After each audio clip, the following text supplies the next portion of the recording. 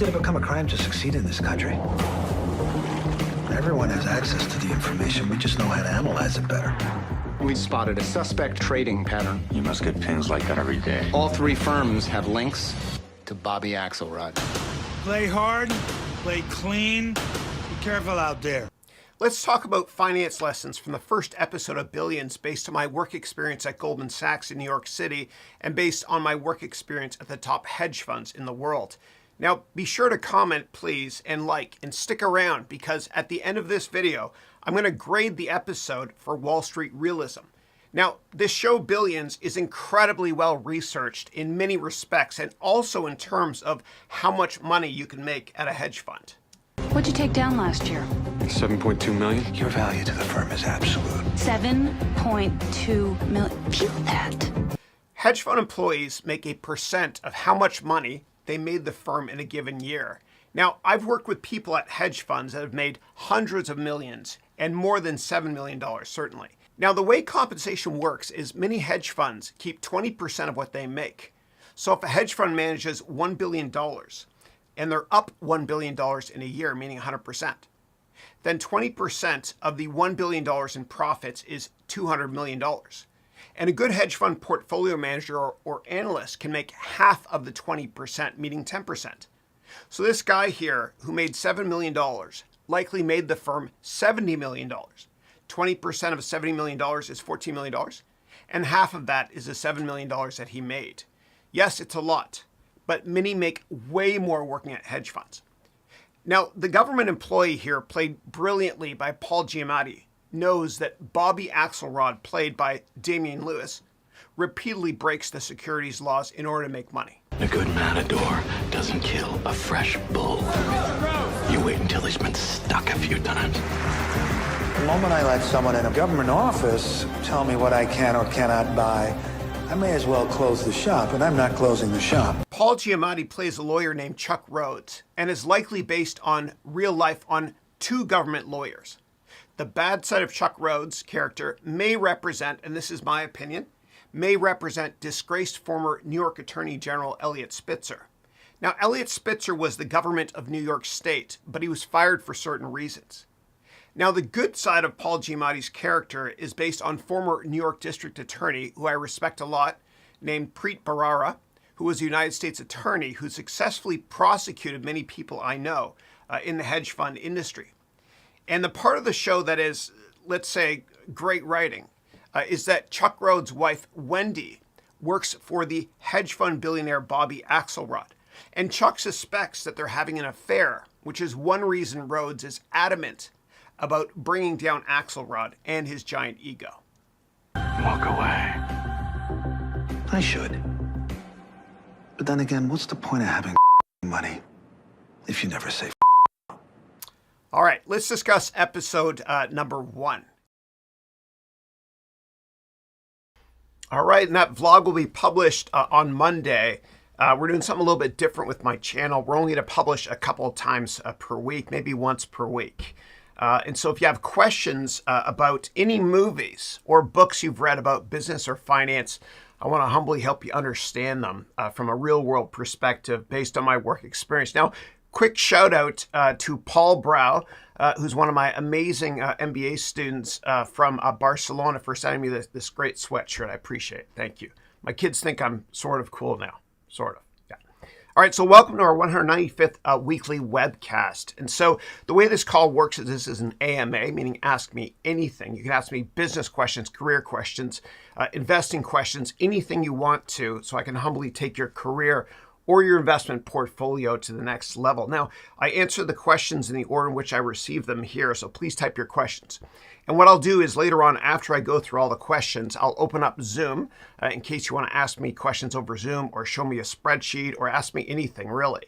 Now, to join the Zoom call, what you do is you go to harounmba.com/Zoom, which I'll open up in a little while today. All right, so let me kick it off with a question that was last night, actually, at 2 in the morning. And by the way, if you post questions really, really early in the morning, I don't see them. This one made it through. Is from Renvir, who wrote, "Hey Chris, hope you're doing well. Likewise, good to see you." And then you wrote, "You have a video on how to interpret the daily Treasury statement." I don't, but if you're curious about what the government interest rates are and what the market is pricing in for interest rates and also for mortgage rates, it's pretty simple. All you do is you go to treasury.gov. Okay, I'll show you.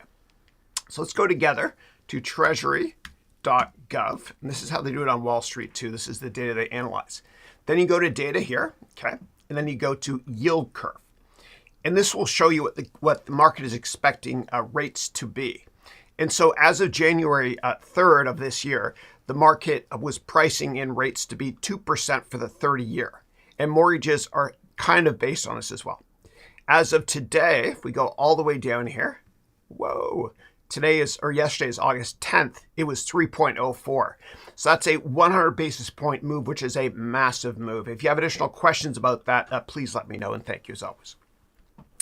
All right, next up, I have got Maris wrote, "Good morning, Chris. Good morning.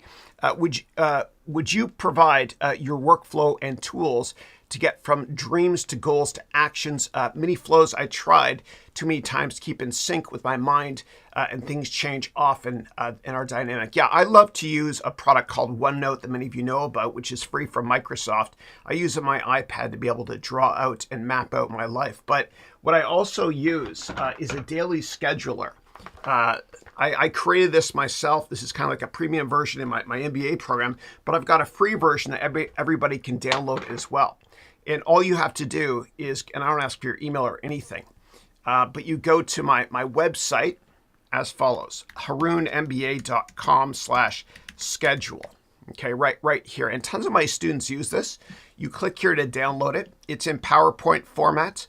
You can also use Google Slides for it or any software product that does presentations. And so once you download it, and this is the methodology I recommend in order to get a lot more accomplished every single day. This works, I promise you. This is me buying time trying to open it here. All right, so if you want to get something done, give it to a busy person. And most people give up on their New Year's resolutions by the third week of January. And the reason is because they don't set deadline dates and they don't vocalize their goals. Well, you can actually vocalize your goals and set deadline dates in this daily planner here. So you can change it around completely if you want to. Just get rid of this yellow box here. Again, download this from harounmba.com/all lowercase schedule. And I recommend writing out your schedule every day. The night before, during the week at least. Don't do it on weekends, it'll drive you crazy. And at the end of every single day before you create tomorrow's schedule, you can score yourself. You can take off maybe, 5 or 10% for each meeting you missed, or if you didn't go to the gym. And this is kind of personal for me, but if I didn't say my prayers, I'd take off more than 10%. If I didn't put family first, I'd take off 5 or 10%, diet, etc. That sort of thing. And again, you can customize this completely as well to set deadline dates here and your North Star goals. So again, go to harounmba.com/schedule, all lowercase, in order to download that free product. I don't ask for your email or anything. Okay. All right, next up, you wrote, "I work best when I have all in my head. But now I started to juggle multiple projects and context switching. It makes it daunting, but having a hard time writing what I'm thinking as I think fast and dynamic." Yeah, so the way that I work, and I've been up for several hours, already got my workout in this morning, is I love to multitask. And so I found that when I was in university, when I was younger, if I got up an hour early to study every day, that was like worth 10 hours of work at night.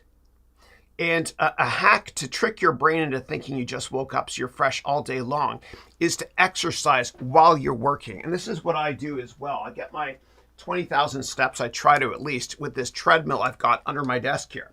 Now, this is the cheapest treadmill on the market. It's just under $500 on Amazon. I can show you the link if you guys care, let me know. And what I do is it's below the desk here, and it goes a maximum of 6 miles per hour. And then what I do is I have this desk here that goes up and down as well. So I get work done. And you don't even realize that you're actually getting work done, or that you're actually stepping on this either. After a while, you kind of forget about it. Sorry, the water's in the way there. But I find it really helps me to, kill two birds with one stone. I can accomplish a hell of a lot more because I'm feeding this. And when you feed this and you treat your entire body correctly or properly, this works a lot gooder or better, as my mom would always correct me. Yeah. So I find that exercising helps a lot. And you can get one of these stand-up desks too on Amazon. They're pretty cheap. Again, I can provide you with the links if you're interested as well. Thank you. Okay. And I drink tons of water all day. And this helps me to be able to focus much, much better as well. We are 60% water. Yeah. And I also, I treat myself right by every Sunday. What I'll do is I'll create 7 of these. And basically it's greatest hits of every antioxidant you can think of, kale, etc., which helps me to stay somewhat alert throughout the day and accomplish more. Last thing I'll say on this is when you watch a movie, the soundtrack really puts you in a peak mental state. And so what you can do is if you have Alexa or SIRI, you can ask those devices to play classical music from movies that really inspire you.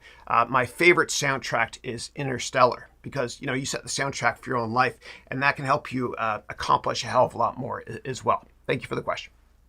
All right, next up, Jack wrote, Dear Chris, hey Jack, would you mind giving me some advice on my website? I use it for applying quantitative hedge funds in Taiwan. And I can't see the website address here. If you want, what you can do is you can email me at admissions@harounventures.com, that link, and I'll take a look here. YouTube strips it out. If you send me that link, let me know here in the chat, please, so I know to go to and look at it. And thank you. And you're going to love my vlog on Monday because I talk about billions based on my career working in the hedge fund industry. And a lot of it is pretty realistic as well. All right. And then the week after, I'm going to be doing The Wolf of Wall Street. And it's going to be longer vlogs, like 20 to 30 minutes, I think.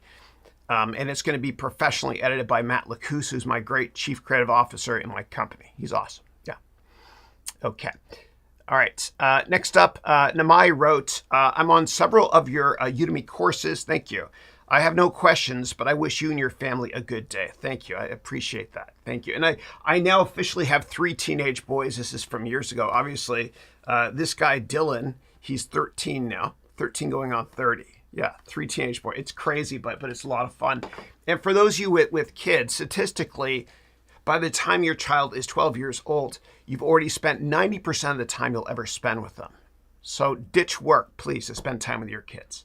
And I remember one day I missed, I was supposed to go to Andrew Daddy breakfast day at school, at PTS, the school he went to here in the Bay Area. And I missed it because I had an important meeting. And I remember missing that meeting, missing that breakfast with him, but I can't remember what the meeting was for.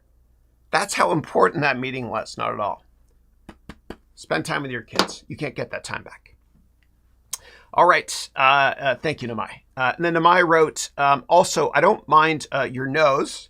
You're not ugly. Okay. Oh, thank you. Thank you. And I think you're talking about that because last week I was saying that whenever I wear my mask with COVID, more women look at me than usual.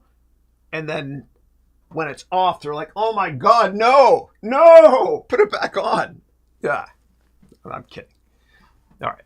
If I can't laugh myself, who can I laugh at? Yeah. It takes a man to suffer ignorance and smile. Be yourself no matter what they say. It's a great quote from a song by Sting called Englishman in New York. Great to see you. Thank you. All right. So you said, I don't mind your nose. You're not ugly. Thank you. I called myself ugly last week. You said you're a good human being. Thank you. I appreciate that. Thank you. God bless you. And then you said beautiful inside and out. Thank you. And then obviously not everybody can be your type. Love that you were able to make fun of yourself last week. And thank you so much for that. No, I appreciate it. Thank you for the emoji as well. Yeah. It is huge though. But, and I'm a humble Canadian, but not now. I can kick anybody's ass in skiing or running because this is aerodynamic. Okay. So when I tuck, it just works. Yeah. All right. Next up, I've got Hisham. Hisham, how are you? He was one of my students when I used to teach during the evenings at San Francisco State. Best students on the planet, better than any other Bay Area school. There's no entitlement there. And Hisham used to sit front row right, and he was interested in banking. And he worked at Amazon as well. I think you're still at Amazon. Great to see you, brother. She wrote, good morning, Chris. Hope you, Christine, and the boys are great. I have a quick question. Sure. In private equity, is debt financing the most popular way of funding?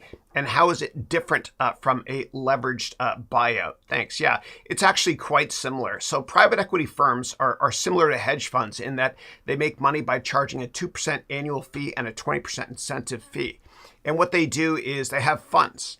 And the money they have in funds they raise from investors, they'll invest in a lot of companies and try to turn them around and make them more successful by firing the management team, breaking it up, etc., which is what Carl Icahn has done in the past with eBay, breaking it into two companies, eBay and PayPal. In addition to using money they raise from investors, they also use debt. Okay, and they love to look at companies that are cheap on a cash flow basis so they can lever up, meaning they take on a lot of debt to invest in the company, turn it around, and then they harvest that asset by selling it back to the general public through an IPO in many occasions. If you want to learn more about that, a great book that I read when I was 15 back in 1987 was called Barbarians at the Gate, which talks about how Henry Kravis did a management buyout, which is like a leverage buyout, on Nabisco, which is the National Biscuit Company. Barbarians at the Gate, check it out. Okay. And then you wrote, next up, Roberto wrote, how can I land a job in finance if I have no experience in the field? All my experience is in other unrelated areas at my family's company. I apply to jobs, but no luck. You can do it by networking like crazy. And so I have one student in my Platinum MBA program that started this January. He has an undergrad. And what he did, he just got a job at Goldman Sachs working in investment banking. His start class, he's with the associate class, Harvard Business School students right now, making 175 base. And one of the ways he did it was by networking aggressively. Okay, and he did not work in finance before that. And so what you do is you set up a lot of networking meetings and just understand that people want to help you. All you got to do is ask. Yeah.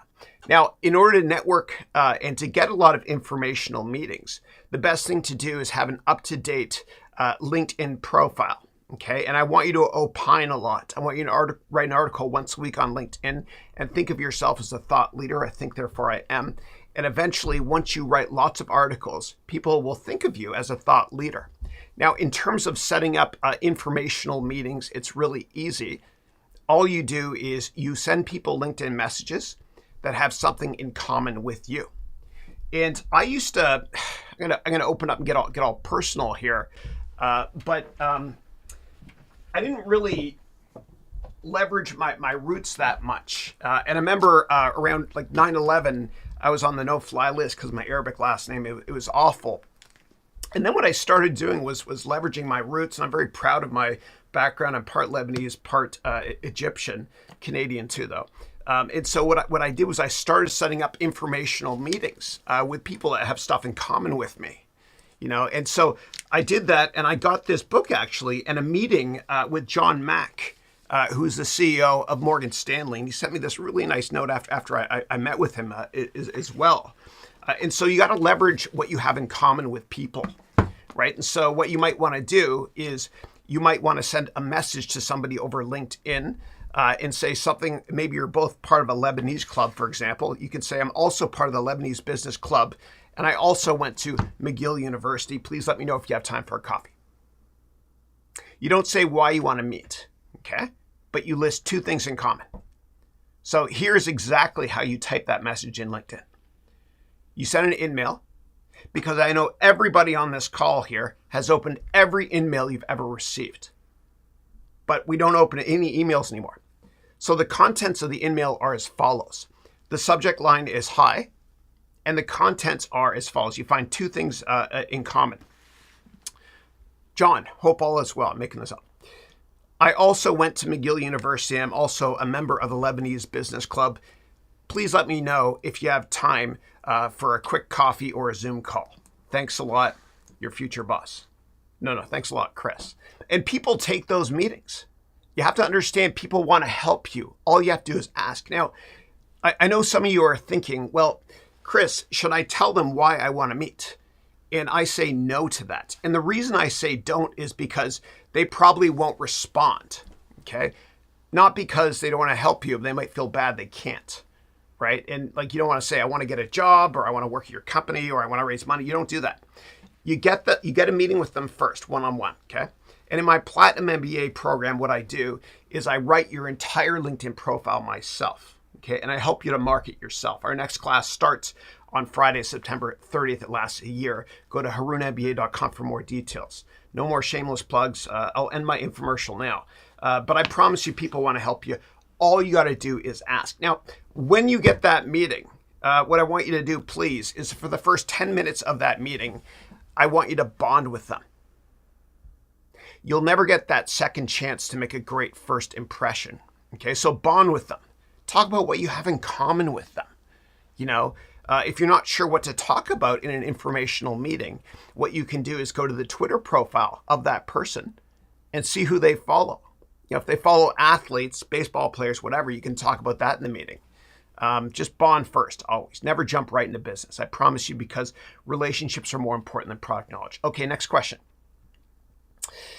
All right. But if you network a lot, you will get that. You will get a job eventually. I promise you. Don't just send in your resume, because every time you see a job opening online, statistically, this is crazy. It's a staggering statistic. Statistically, you've got a 1 in 250 chance of getting a job by just sending in a resume. The person that gets the job always knows somebody at the company. So those are the rules. Network and get to know people at the company. And I promise you it'll work out exceptionally well for you. Relationships are more important than product knowledge. Okay. All right. Next up, Audience. First time I've seen you on the call. I hope you join us again. Thank you. You wrote, I have a YouTube finance channel. Any ideas on which topics do well and resources I could immerse myself in, Chris? Thanks. Yeah. So right now, what I'm doing, you guys know Mr. Beast, yeah? So he's got like 100 million subscribers. So I'm taking a course right now by a guy that just wrote a book with Mr. Beast. His name is Daryl Eves.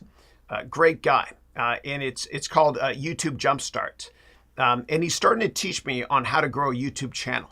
Now, I've never in the past couple of years created any YouTube content for the sake of getting tons of views, right? But basically, he's taught me a couple of hacks, okay? One of them is this. You want to take all your content into different buckets, okay? So, for example, have different series. So for me, starting this Monday, I'm going to be creating a series called Wall Street Pro Reacts to.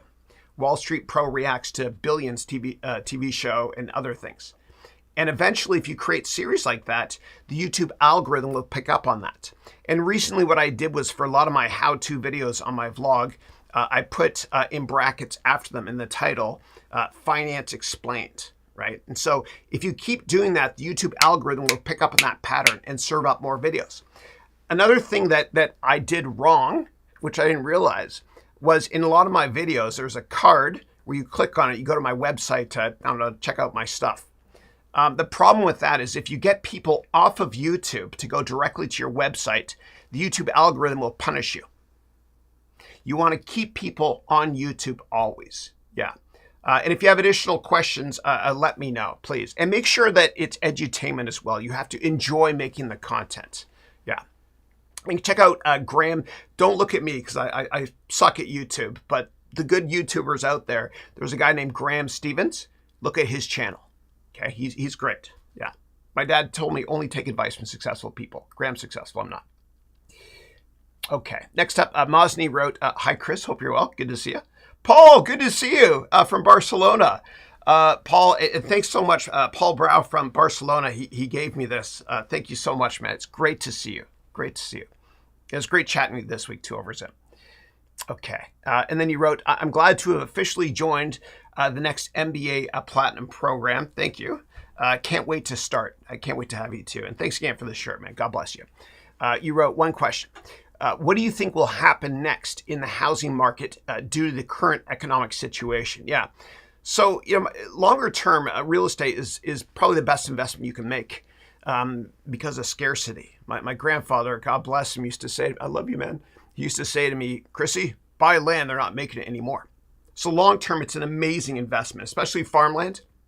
Don't invest in city property because I think in the future, fewer people are going to want to live in the city because we don't really need office buildings because of Zoom, et cetera. So I think longer term, you're fine. Near term, I think there's going to be a bunch of turbulence. And the reason I say that, and you can't time these things, but the reason I see a bit of a pullback in the real estate market is because interest rates are going up, and they will go up a lot. And if you think about it, as interest rates go up, fewer people get mortgages. So there will be some turbulence. The bottom line, though, is you always want to buy the crappiest house in the nicest neighborhood instead of vice versa. And you can use Zillow for comps as well. Okay. Next up, Ardian wrote, "Hi all, I just completed the MBA 1 course on Chris's website. Does anyone know how to get a certificate? Thanks." Yeah. So certificates should be created for you at the end of the course. If you have issues, what you can do is email support@harounventures.com. And thank you. Appreciate it. All right, next up, Pulasli wrote, "Hey, Chris, I finished your cryptocurrency course. Thank you. I learned a lot from the course. Thank you for your effort in creating the course." Thank you. I had a lot of fun with it. And I worked so hard on that course, and this is crazy. This is nuts. I worked so hard on that course that I got a knock on my door from the NSA. And I was terrified. The guy came in from the NSA, and he sat down to talk to me. And the reason he talked to me was because he was doing a background check on this amazing guy that I hired to proofread all my work. And he didn't tell me why, but I'm pretty sure the NSA was looking at hiring that guy. And I can't release his name. Yeah. But I was scared. All right. Next up, Matthew McLeod from Toronto. Great to see you. Or Brantford, actually, where Wayne Gretzky was born. Great to see you. You wrote that the format of reviewing the TV show episode seems awesome. And then you wrote awesome sweatshirt too. Thanks, man. I appreciate that. Thank you. And thanks for the Tim Hortons email you sent me too. Okay. And then a question is about stable coins. I don't have a strong opinion on that. Sorry. That's from Pulasti. Okay. Next up, Paul wrote, "I can't believe you're wearing the FC Barcelona shirt. You look brutal." Yeah. Brutal means good. I love you. Thanks. Okay. And then Adil said, "Thank you so much for the shirt." Said, "Do you think the market has bottomed now that inflation numbers like CPI and PPI seem to have come down?" Nobody can call the market bottom. Nobody knows, right? And you just got to be a long-term investor. No one can time these things. Otherwise, you get fooled by randomness. So I'm buying stocks now. I am, right? But I always buy stocks if I see stocks that are oversold. What you want to look at, though, closely is mutual fund and ETF inflows and outflows. Okay, it's a good leading indicator of what's coming. In January, there were massive outflows, okay, in ETFs and mutual funds. And if you monitored that data, that would have kind of told you that, people are getting kind of worried about stocks. And that was around when the market peaked in early January. So take a look at inflows. All the professionals on Wall Street do it. ETF and mutual fund inflows and outflows. Just do a search on it. There's tons of data out there. Yeah. Okay. Next up, Jack wrote, "Dear Chris, I sent you an email of my hedge fund resume and education VC draft. Really appreciate it." Thanks. Sure, I'll take a quick look. Thanks. All right, let me go over here to Gmail. All right, and let me see here. Your name is Jack here. Okay, and this is Daryl. Daryl Eves, the guy I'm taking that YouTube course with. Great guy. Okay, so Jack. All right, so you wanted me to take a quick look at this. Okay, your website. Yeah, sure. I'll give you a quick feedback on the website here. And by the way, anybody, if you want, you can also do this. Send me a link to any website, your LinkedIn profile, take a look and humbly add value any way I can. What I'll also do now is I'm going to open up Zoom in case later on people want to join. Now to join Zoom, what you do is you go to harounmba.com/Zoom. HarounMBA. Whoops. Hold on a second, guys. Sorry. So go to harounmba.com/Zoom. Okay, that's all lowercase. Zoom. Here we go. And then just click this link, harounmba.com/Zoom, and I'll open up a Zoom pretty soon. Okay, let me go over here, just conserve a little bit of bandwidth. Okay, great. Thanks. All right, so I'm going to take a look here at your website. Lucifer Mornings. Yeah, I don't really like the name, to be honest. Okay. Everything's personal, including this blog. Yeah. Let me know why you chose that name. That might turn some people off. Yeah. And your URL is pretty long as well. Mine is sometimes too. I would try to make it shorter. Yeah. Maybe call it Lucky Trader or something like that. High Standard Asset Management, Blackstone Incorporated. Okay. What does Blackstone refer to here? Are you affiliated with Blackstone or not? Yeah. I love the image. It looks great. And what you guys can't see in the bottom right-hand corner is a message box here. I've got the exact same plugin as you. It's great. It helps my business a lot. $19 a month for that plugin. Okay. Yeah. I want to ask you about the name though, okay? Because aside from that, it looks pretty good. Make sure it's mobile optimized as well. Yeah. Home, about, my blog. I would probably want to list here your investment your investment framework as well. And so what I do is I have a framework that is fundamentals, valuation, and technicals oriented that a lot of my students use. So you might want to talk about your investing approach as well. When I started my hedge fund years ago, I went on my roadshow and I raised money. I had to talk about exactly how I analyze stocks. Which is using fundamentals, valuation, and technicals. You want to talk about the process you have. Yeah. Okay. All right. All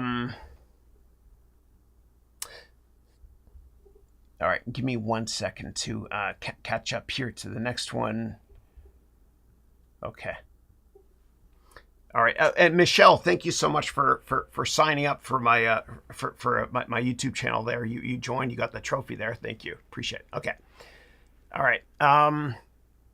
Next up, Inca wrote, "Hi Chris, the jacket is fire. I prefer Real Madrid though. Just kidding." You wrote, nice. Then you wrote, "Thank you," and thank you, Paul. You wrote, "What automated personal finance program do you recommend? I want an app that can categorize all purchases for me to create a budget." Yeah. So you can use Quicken. It's made by Intuit, and there's a web-based version, client-server version as well, to manage your finances. And when you do it, and I used to do this to manage my business using QuickBooks, the great thing about that is it's all automated. And so if you use QuickBooks, for example, to manage a business, I would have all my business bank accounts connected to it and all my credit card statements. So I did no work. And at the end of the year, my account would just download that file from QuickBooks and file my taxes. I also set it up to pay my employees every 2 weeks automatically, did everything for me. It also sent payroll taxes to state and federal government agencies, as well as all the filings directly to the government. So I would check out Quicken or QuickBooks if it's a business. Yeah, just go to intuit.com. Yeah. All right. Next up, I have got here, and give me 1 second here, guys. Sorry, it jumps on me sometimes. Okay. Next up, Eric. Hey, Eric, how are you, man? Eric wrote, Atomic Habits is a good book about habit formation. I also like David Allen's GTD methodology. Yeah, and I love these self-help books as well. My latest thing is this. There's an app called Blink List that I subscribe to. And what they do is it's Audible based, and they summarize all books, business books, personal finance, everything in 15 minutes. You can listen to it. It's awesome. So check it out. It's blinklist.com. That's the app name. I'm not affiliated with anybody. I'll never take any sponsorships. My students are the only customers I have. Yeah, so I don't get kickbacks. All right. All right. Next up, Manos wrote, "Messy Haroun is looking dope today. Thank you." You wrote here, "You never told us that you liked Messi. Well, immense respect for him, but I prefer Ronaldo over him." And then you wrote, "That's me being nerdy again. How are you today?" I'm great, thanks. I didn't know this is a Messi shirt even. I'm not a football guy. Yeah. And thanks again, Paul, for this dope sweatshirt.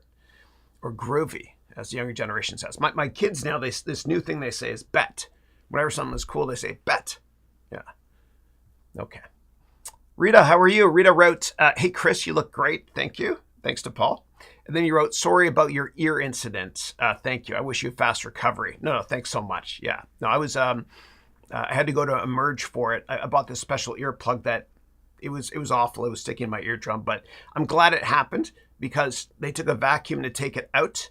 And then what happened was I could hear better than I ever have before. So in hindsight, with crisis comes opportunity. And then you wrote, I'm glad you're going to see the hairdresser this Saturday. And remember the shortcut, right? Dude, I actually got my haircut last Saturday. It was cray long before. I was 6'4" before, now I'm like 6. But it's cut here already. Thanks. Maybe I'll go shorter next time. Yeah. All right. All right. And then next up, Manos wrote, by the way, I have a bigger nose than you. Or no, it's impossible. You can't win, dude. I win. Okay? Yeah. Then you wrote, I can't ski either because it hardly snows in India. So you know the rest. Yeah. No, the Big Nose Club. It's great. Yeah. Welcome. Next up, Mosny wrote, hi, Chris. What are your thoughts on becoming a digital creator? Is it a good path to work towards? So basically what I would do is I would go to upwork.com and also fiverr.com. That's Fiverr.com. And see what other people are selling and how they market themselves and learn those skills. It's not that hard. You can learn Photoshop through watching tons of YouTube videos on Photoshop or take Phil Ebner's courses on Udemy on it. It's a lot easier than you think, and you can make a great career with hardly any startup costs. Again, go to upwork.com or fiverr.com. Yeah. Make sure you enjoy it, though. All right. Next up, Eminem, Matthew McLeod from Brantford, Ontario wrote, you mentioned that most Canadians are RRSPs. And RRSP, for those of you not familiar with, is the Canadian equivalent of the retirement savings program, like the 401k in America. It's called it stands for Registered Retirement Savings Program. So you wrote here, you mentioned that most Canadians, RRSPs, have Shopify because they have a percentage of Canadian stocks. Is this true for just everyday Canadian investors as well, or just for hedge funds? Yeah. So the way it works in most countries is there's tax incentives to invest in the stock market. You get like $20,000 per year. You can invest in many asset classes tax-free in the United States. Now, what a lot of countries do is they force portfolio managers to have a certain percentage of that RRSP or their investments for tax-saving purposes in domestic stocks.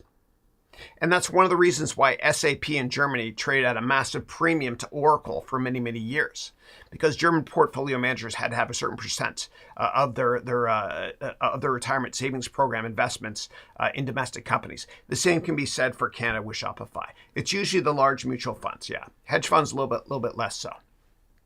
Okay, moving on to Manas, who wrote, my mentor, Chris, please. I have 30 meetings with top crypto guys in the space right now that will make me a better guy in the space, and it will help me in the future and present, and it will help me raise for crypto. Awesome. Remember to network. Most people will say yes to informational meetings. All you got to do is ask. People want to help you. Next up, we got Roben, who wrote, hi, Chris. Good morning. Though here in Riyadh, oh, cool, you're from Saudi Arabia. Yeah, nice. It is late. I'm happy to finally attend. My question is, how can I push my son to continue to finish his grade 12? Perhaps he's got no more motivations. Yeah. Oof, that's a tough one.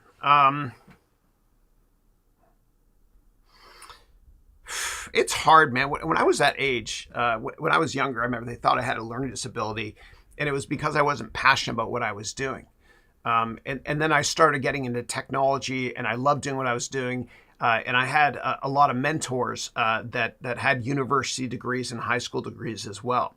So maybe you can have your son sit down with some of your friends that work in industries that he might be passionate about. And they can talk about how high school actually helped them get that job. Yeah. It's hard, though, at that age to find your passion. It really, really is. Yeah. Tell you what, set up a Zoom call with me and your son, the three of us, okay? Send an email to support@harounventures.com and I'll walk you through it. Yeah, if you want. I can help you, or just with you, whatever you want. Yeah. Okay. All right. All right, Gil, how are you, man? Gil, good to see you. Gil, thanks for joining my YouTube channel there. Appreciate it. Gil is from the West Coast in Canada. He works in the immigration sector. He and his fiance, or his wife, I think, they have a startup that's doing really well in Canada for immigration. Awesome. Good to see you, man. Next up, we got Ali. Ali, how are you, man? Habibi, great to see you, brother. You wrote, hi, Chris. In my new job, I've been asked to prepare the business/strategic plan. I'm currently using your business plan course to develop the company's business strategy and plan. I wish I could get even 30 minutes one-on-one Zoom with you, perhaps next week, so I could show you what I've done and to get more guidance from you. Thanks, Chris, and greetings from Zambia. I think you're in my MBA program. If you are, you should be able to get access to me in the MBA program as well for Zoom stuff. Yeah. Send an email to support@harounventures.com and I'll help you out. Okay. All right. All right, next up, Eric wrote, China wants to control Taiwan, but America is the big prize. Yeah. And of course, we know that Nancy Pelosi, who's the most senior U.S. politician, number 3 in command, the most senior politician to visit Taiwan in 25 years, which there's a little bit of saber rattling going on between Beijing and Biden right now. And I hope it's peaceful. I think it will be. I think it's just kind of threats. Yeah. But I'm a big fan of Taiwan. All right. Next up, Manas wrote, Ethereum is moving to proof of stake now, proof of works.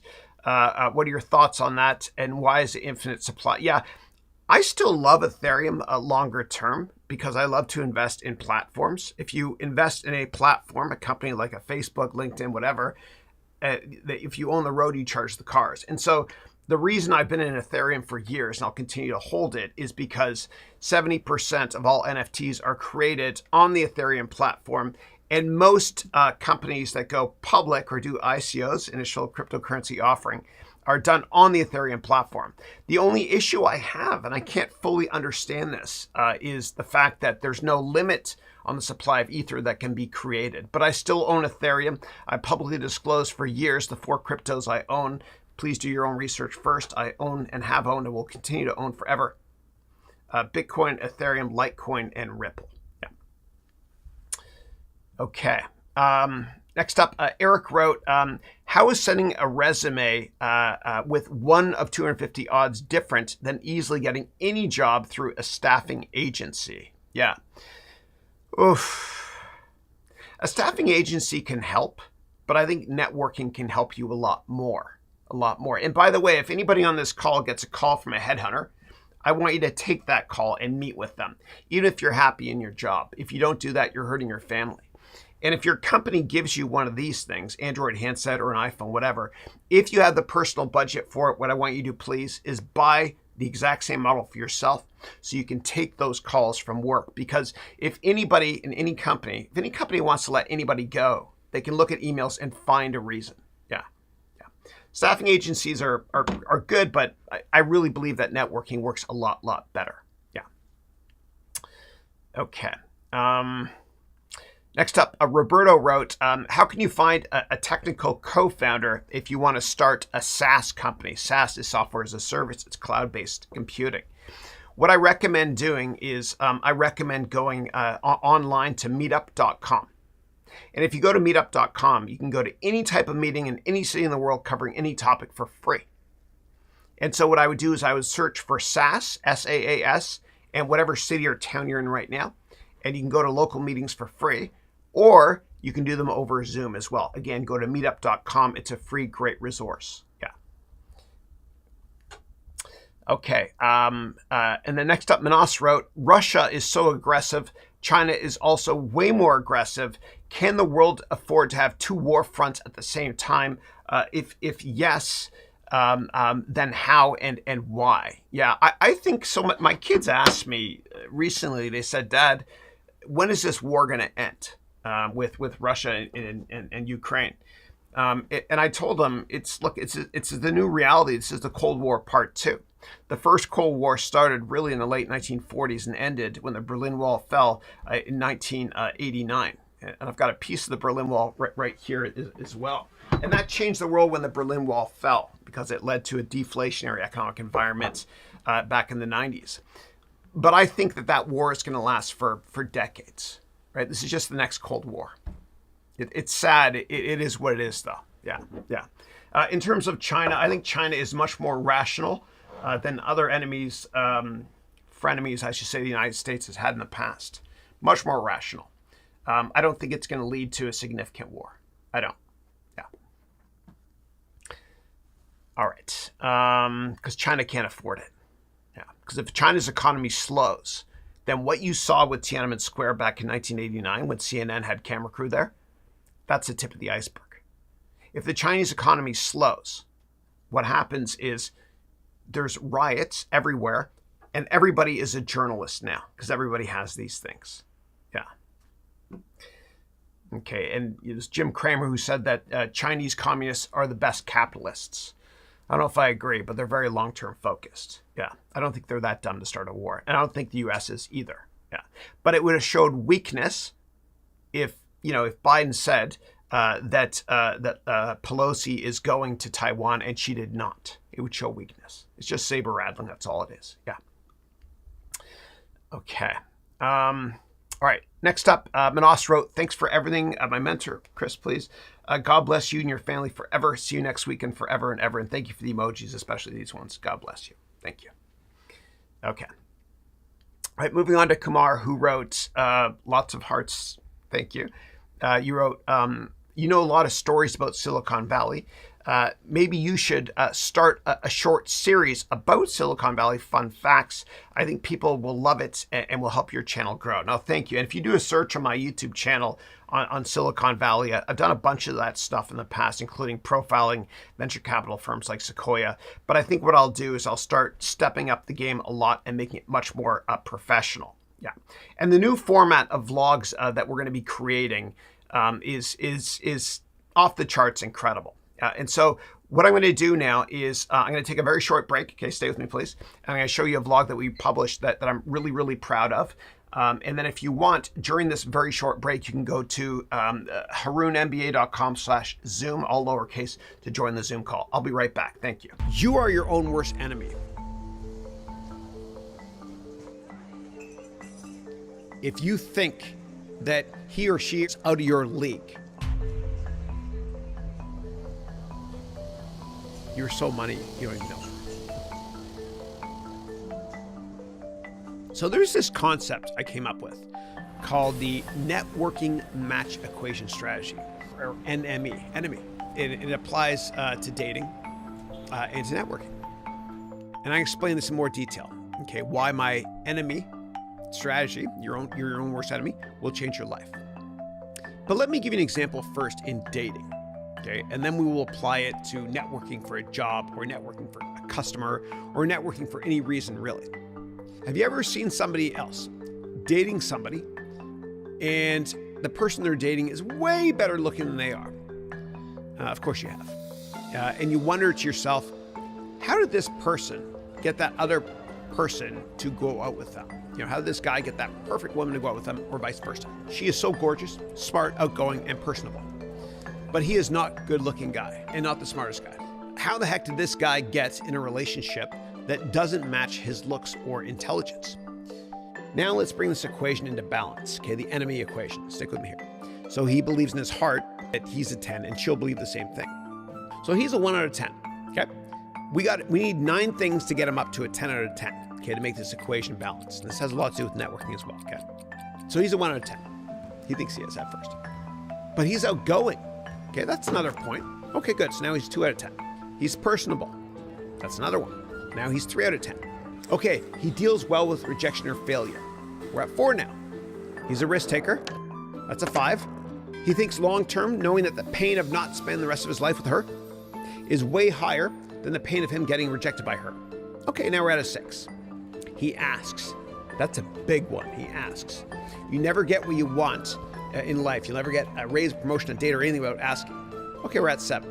He thinks more with his heart and less with his head. He's passionate. We're at 8 now. He is incredibly unique, interesting, and impressive in his own ways. We're at 10. The equation is now in balance.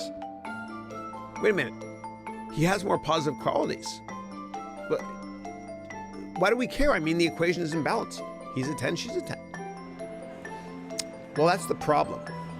We need 5 more, so she thinks that he is way out of her league. Oh yeah, we forgot that he is passionate about everything in life, including his job, because he doesn't have a job, he has a passion. He's now a 15. He's passionate about everything in his life, and she's a 10. So in his mind, he is 50% out of her league. That gives him the confidence to ask her out on a date. You are your own worst enemy if you think that he or she is out of your league. Not only are you on par with them, you're up here, you're out of their league. The same thing with networking. You can ask anybody you want, not only out on a date, but also for a networking meeting. Why is analyzing love and dating relevant? Well, networking and dating is identical. So if you've ever asked somebody out on a date, you're kind of networking.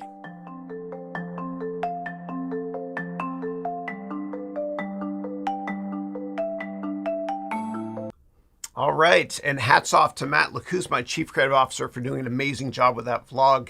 We're really going to step up our game when it comes to YouTube videos as well. Okay, again, our next video is going to drop on Monday. Would love to have you guys check it out. Please click the like button, everybody. This helps my channel a lot. I do this for free every single week. This is week 195. Please click the like button and subscribe, please. Thank you. Okay, usually it's my marketing team that asks me to ask you that. Now it's me. Thanks. All right, let's see. Next up, and I'll open up Zoom in a minute. And so everybody, what you can do is just go to Haroun MBA. Let's see here. And Jack, I would change the name of this website here, man. Yeah. Go to harounmba.com/Zoom. All lowercase, okay? And you can join Zoom right here. Okay, great. And Jack, I said I would love my heart, brother. Okay. All right, next up, Eric wrote, war is expensive. The richest countries like Switzerland have not had a war in a long time.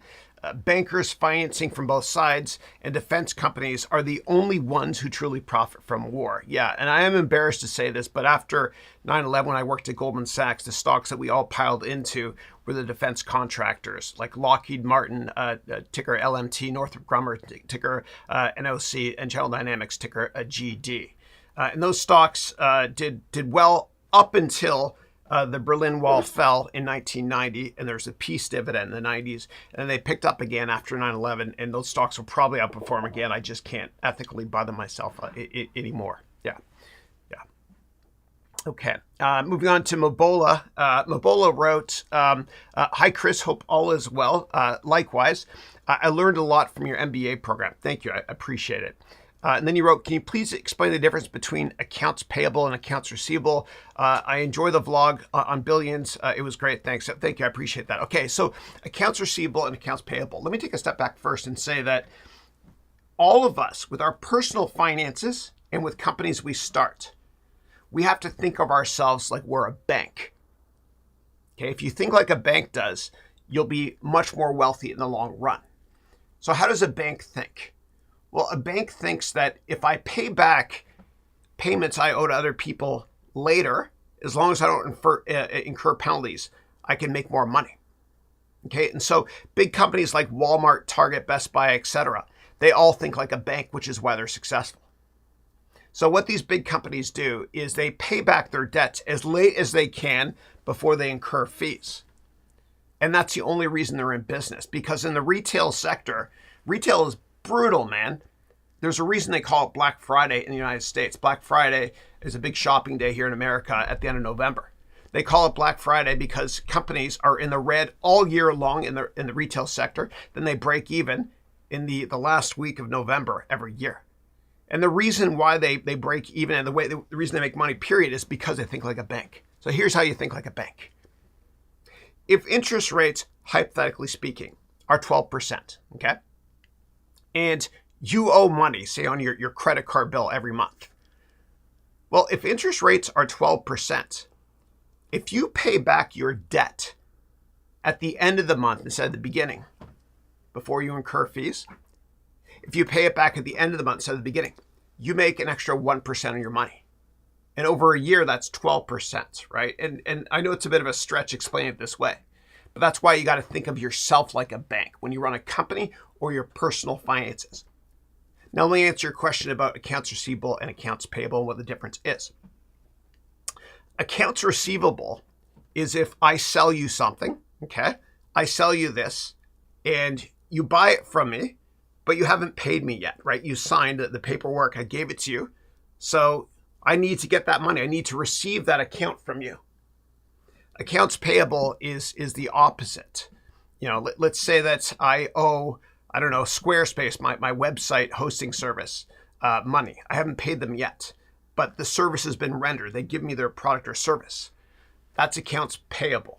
Okay, so always think of yourself like a bank when you're running a company and your personal finances. Pay everything back at the last second if you can, as long as you don't incur any interest or expense or penalties. Yeah.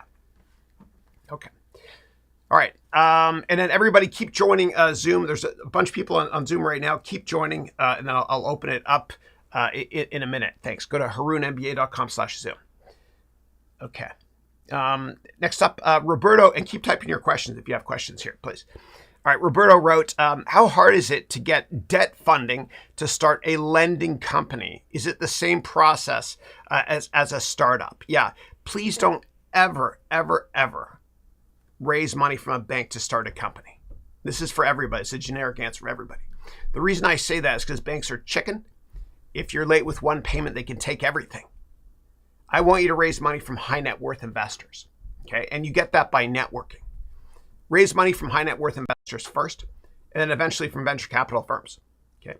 And the reason I say high net worth investors first is because the sales cycle is quite short. It can be 2 or 3 meetings until you raise the money. And I teach about this in my courses, my MBA program, and all that stuff. You leverage your network and you meet new people to raise money. And I teach you how to create a 10-page PowerPoint presentation in my courses and MBA program as well on how to do this. And when you raise money, what I want you to do is I want you to pay yourself the same salary you're making right now in your company. Okay? I don't want you to use your own money unless you have tons of it, then do it.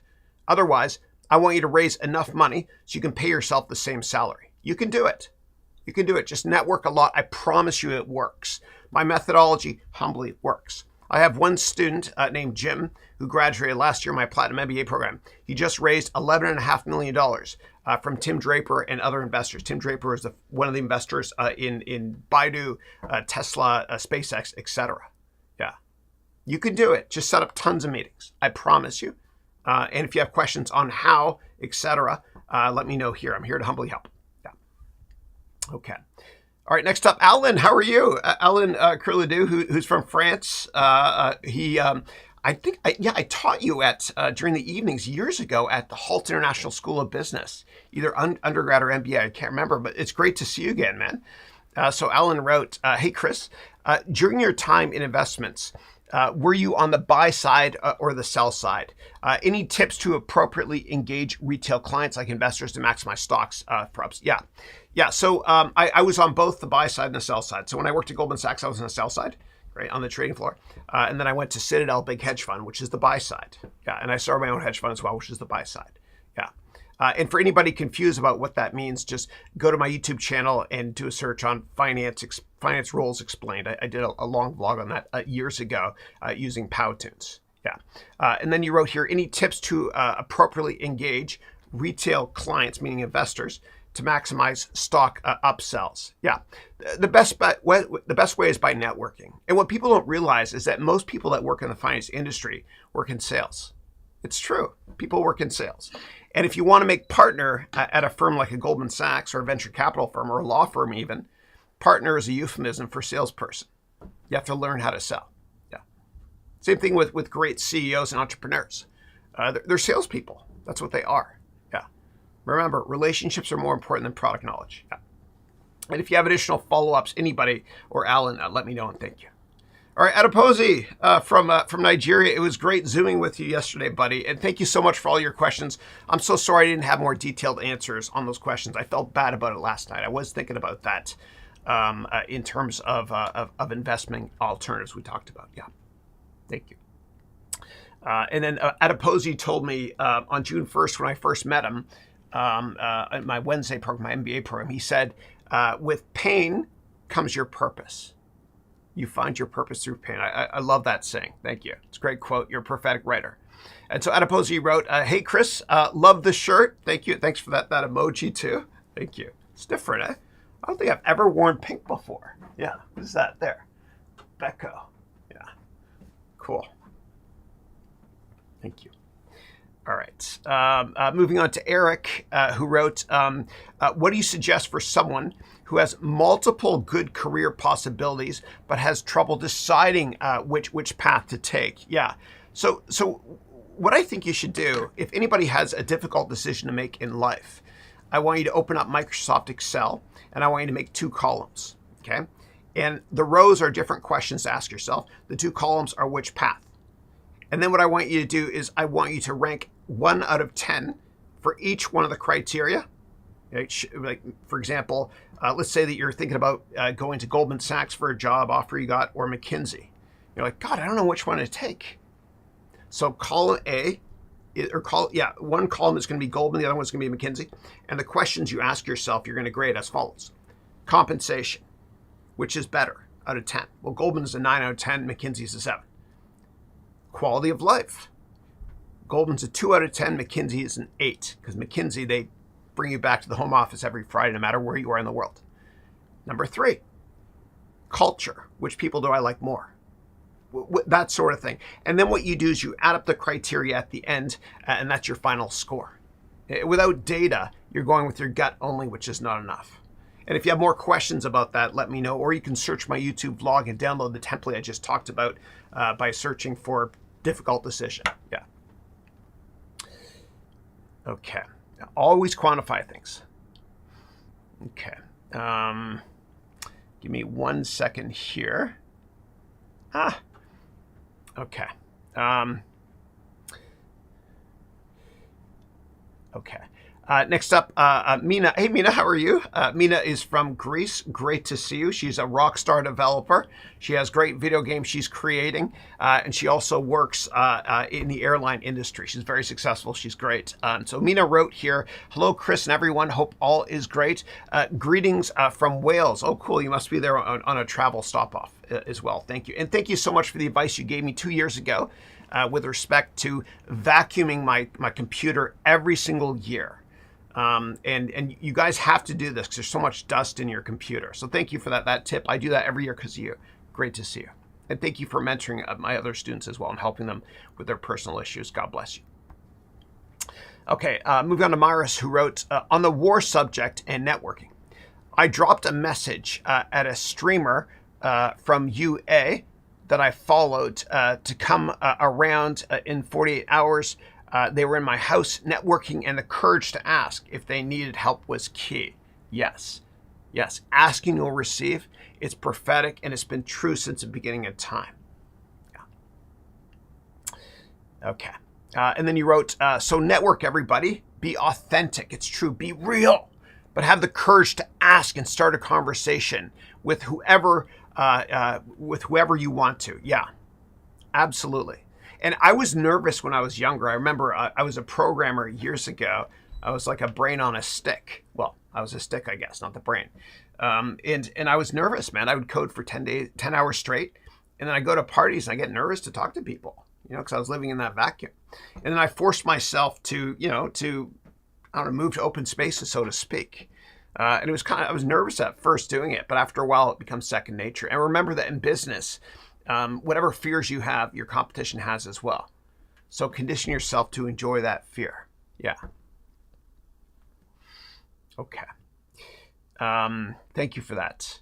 So Tones, how are you? Mark is from Detroit. Great guy. I call Mark Google because he knows everything about everything. Mark, please join Zoom as well. We can all learn from you. And I always love talking to you, buddy. Yeah. So Mark is Google and I'm Bing. Yeah. So Mark wrote, what's up, brother? Great to see you.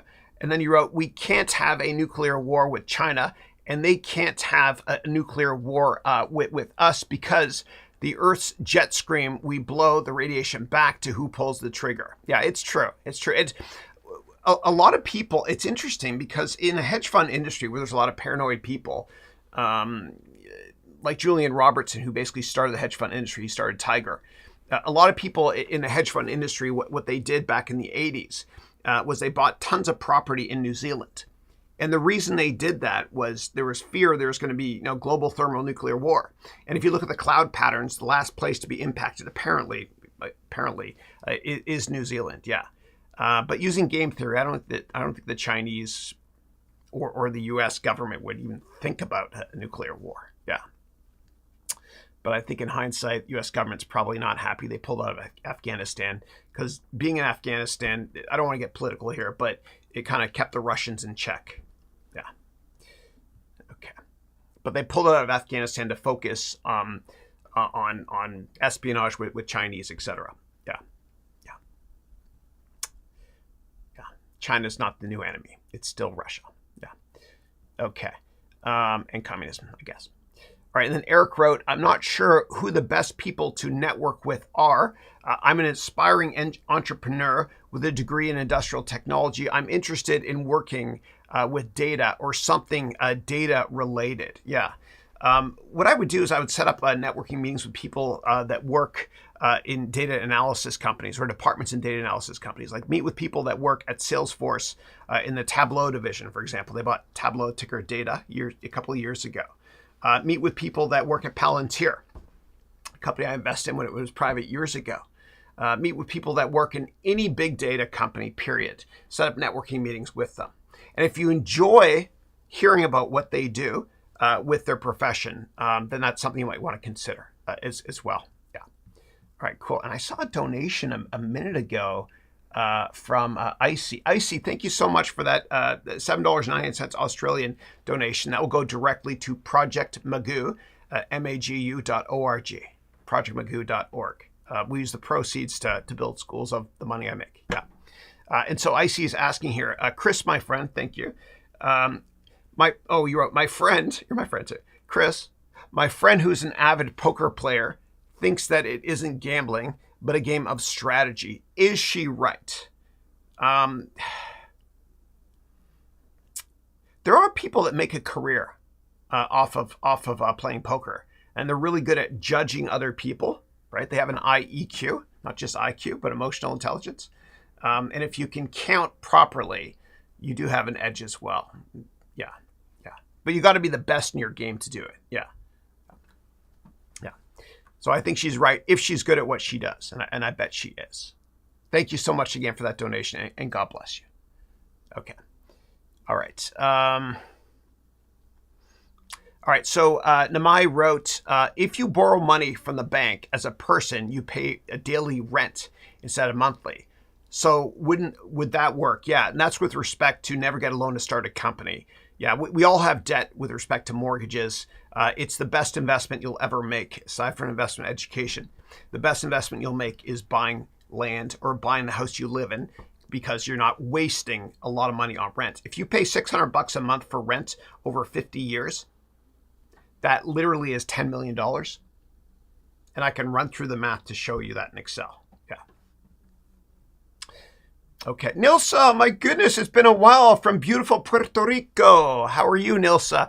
Nilsa was one of my amazing students in my MBA program, and she actually got Goldman Sachs to invest in her. Let me show you. LinkedIn, they select her as one of 10,000 companies, right? So let's go to Nilsa Santiago right here. Am I spelling that right? Nilsa.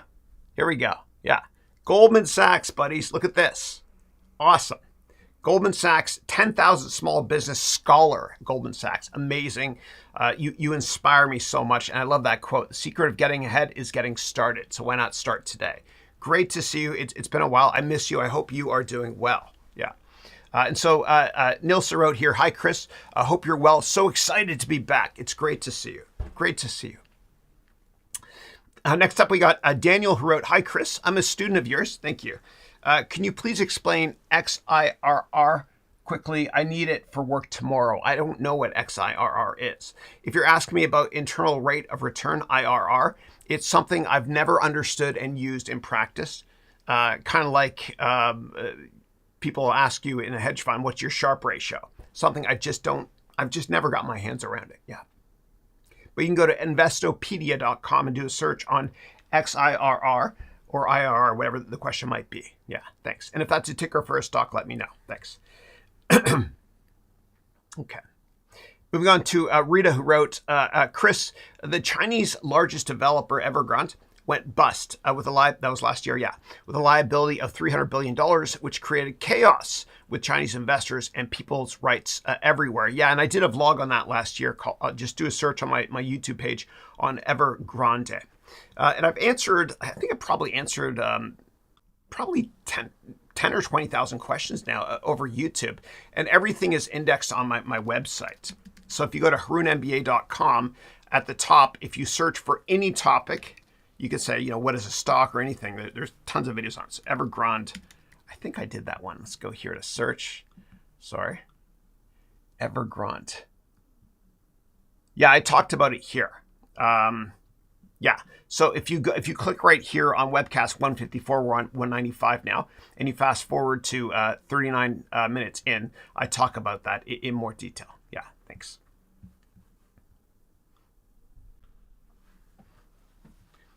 Okay. Next up, Eric, and please join Zoom, everybody. I'll open it up in a second. We've got about, I think, 10 or 15 people that are in the call now. I'll open up in a second. Again, go to this web address to join Zoom. It's harounmba.com/ all lowercase Zoom. Yeah. Okay, so let me just answer a couple more questions here, and I'll move over to Zoom, I promise you. Okay. Next up, Mina, who wrote, my airline has hired some flights from a company based here in Cardiff, Wales. Awesome. And I hope you're enjoying your startup. And Eric wrote, a computer technician on YouTube recommends using a leaf blower to clean out a computer. Yeah, I bought a specialized vacuum, which is anti-static, and you wear a special bracelet so that you're grounded, because if there's any static, you can destroy your motherboard. So make sure that the computer is touching the ground and you're touching the ground as well.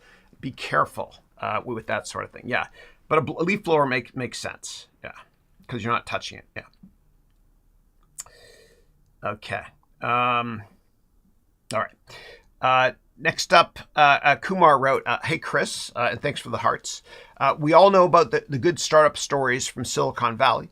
As a venture capitalist, have you ever come across any startup which failed miserably in which you have invested? Oh, yeah, of course. Of course, yeah. But most investments you do in venture capital go to zero. Most do. But all you need is one unicorn in each fund in order for you to do exceptionally well. And so years ago in my venture capital firm, I had investment in Facebook, but so did everybody else in the Valley. That did well. I invested in Palantir as well. That did well. I invested in tons of companies that did well, have gone public. But yeah, I've had lots of losers too. Yeah, it's different. In venture capital, again, all you need is one or two unicorns in a portfolio to do exceptionally well. But most go to zero. And it's usually not your best idea that makes you the most money. Because if the best idea is so obvious, everybody fights to get in it. It's hard to get in. It's usually your second or third best idea. Same thing with stocks. Yeah. Okay. Moving on to Namai, who wrote, I was referring to what you said a few minutes ago about Black Friday and businesses using long-term debt without paying rent, not rent for houses. Oh, I see what you're saying. Okay. Thank you. Sorry for misunderstanding your question. Okay. Eric wrote, I imagine picking up and moving from where I live, which is the greater Nashville, Tennessee area. I got to see that new Elvis movie too. It's on Apple TV now. Then you wrote, but the industry landscape is different in different parts of the country.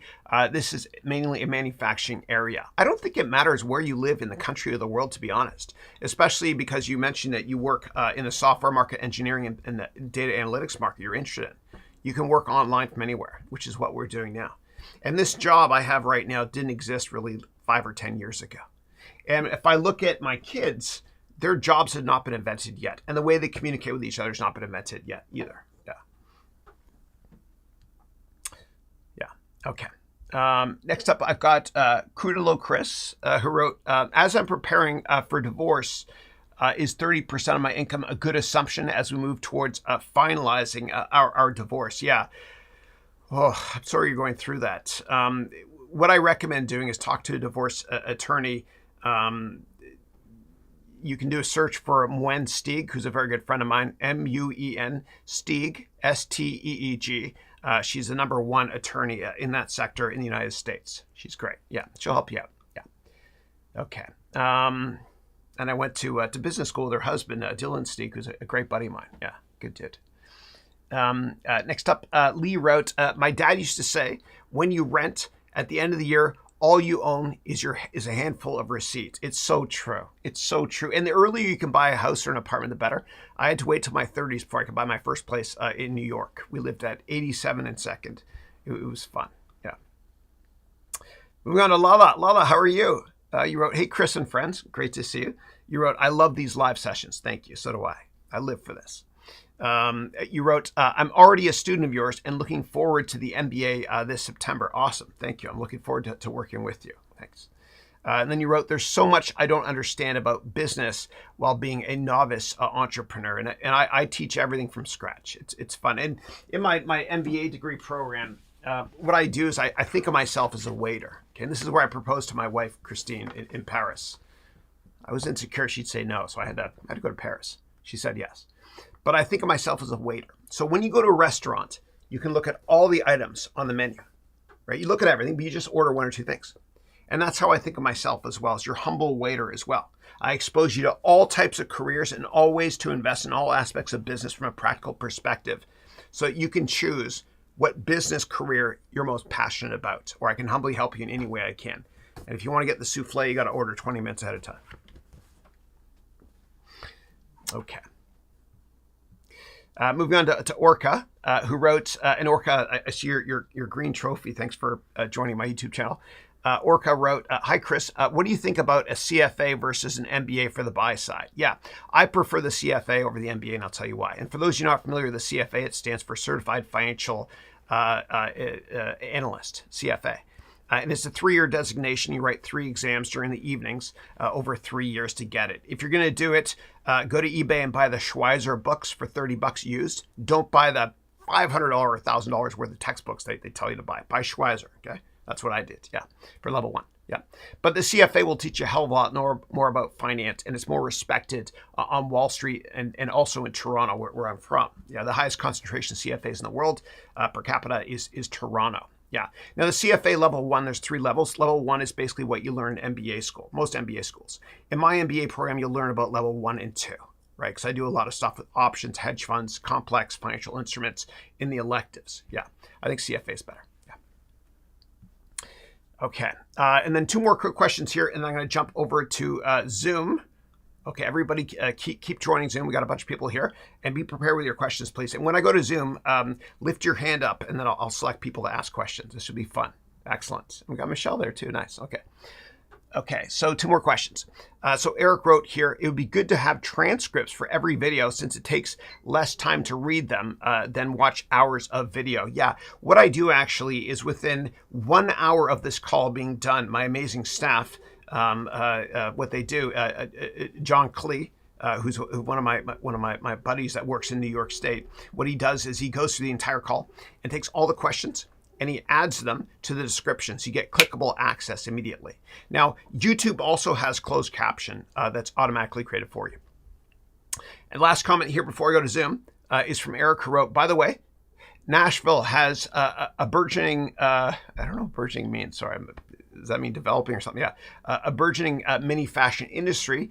We have the highest concentration of fashion houses outside of Los Angeles and New York City. I had no idea. Very cool. Who knew? Nice. I'd love to go there to Nashville to visit Graceland too. All right. So what I'm going to do now, folks, is I'm going to switch over here to Zoom. And if anybody has questions, again, just lift up raise your hand, and then I'll go to you directly. Okay. All right, great. Why don't we kick it off with, Michelle, how are you? Okay. All right, so it looks like you guys are on. Let me go here, start. Okay, here we go. Michelle, that was my fault. You couldn't hear me because I said, how are you? And I wasn't even on. So unmute yourself, please, if you have a question. And while you're doing that, I'm going to switch over to a better camera angle. Here we go. Good. Great. Okay, hold on. I was messing with my stuff too. So. It was my fault. How are you? It's great to see you. And thank you for joining the program. Looking forward to working with you in September. And you're based in Texas, yeah? Yeah, San Antonio, Texas. Excellent. Can you please bring your tax code to the left coast here? I know, right? Yeah. they're pretty nice. Yeah. Excellent. Well, it's good to see you. And I see you've got those wonderful paintings behind you that your grandchild painted, right? Yeah. She's added to the collection, but I haven't had a chance to put them up yet. So. Okay. Cool. Excellent. Totally excited about the class. I'm just thrilled. Can't wait. Thank you. Likewise. Yeah. Should be a lot of fun. Cool. Any questions you want to talk about or anything I can humbly help you with? Well, I'll tell you, I made a list of questions in case there was a lot of radio silence. Okay. So, yeah. Go for it, please. Thanks. Yeah. Well, I mean, you don't have to answer them all. I just thought, when it gets really quiet, sometimes it's. Yeah. Okay. Anyway, I wanted to know, first of all, is it best to form a corporation to trade under, as far as stocks and options, and if so, which kind? Yeah. So if you're going to manage just your own money, it doesn't make sense to do that. But what you can do is you can set up an IRA to be able to do that. Like, for example, I set up an IRA for my cryptocurrency investments, so I can actually invest tax-free. But what I recommend doing, because I'm not a lawyer, is go to LegalZoom.com and set up a call with them, right? And it's pretty cheap. It's like $30.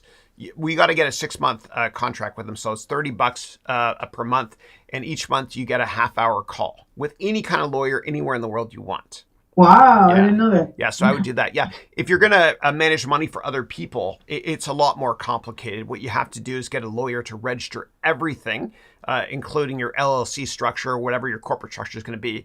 And then you've got to get the lawyer to make an investment offering memorandum.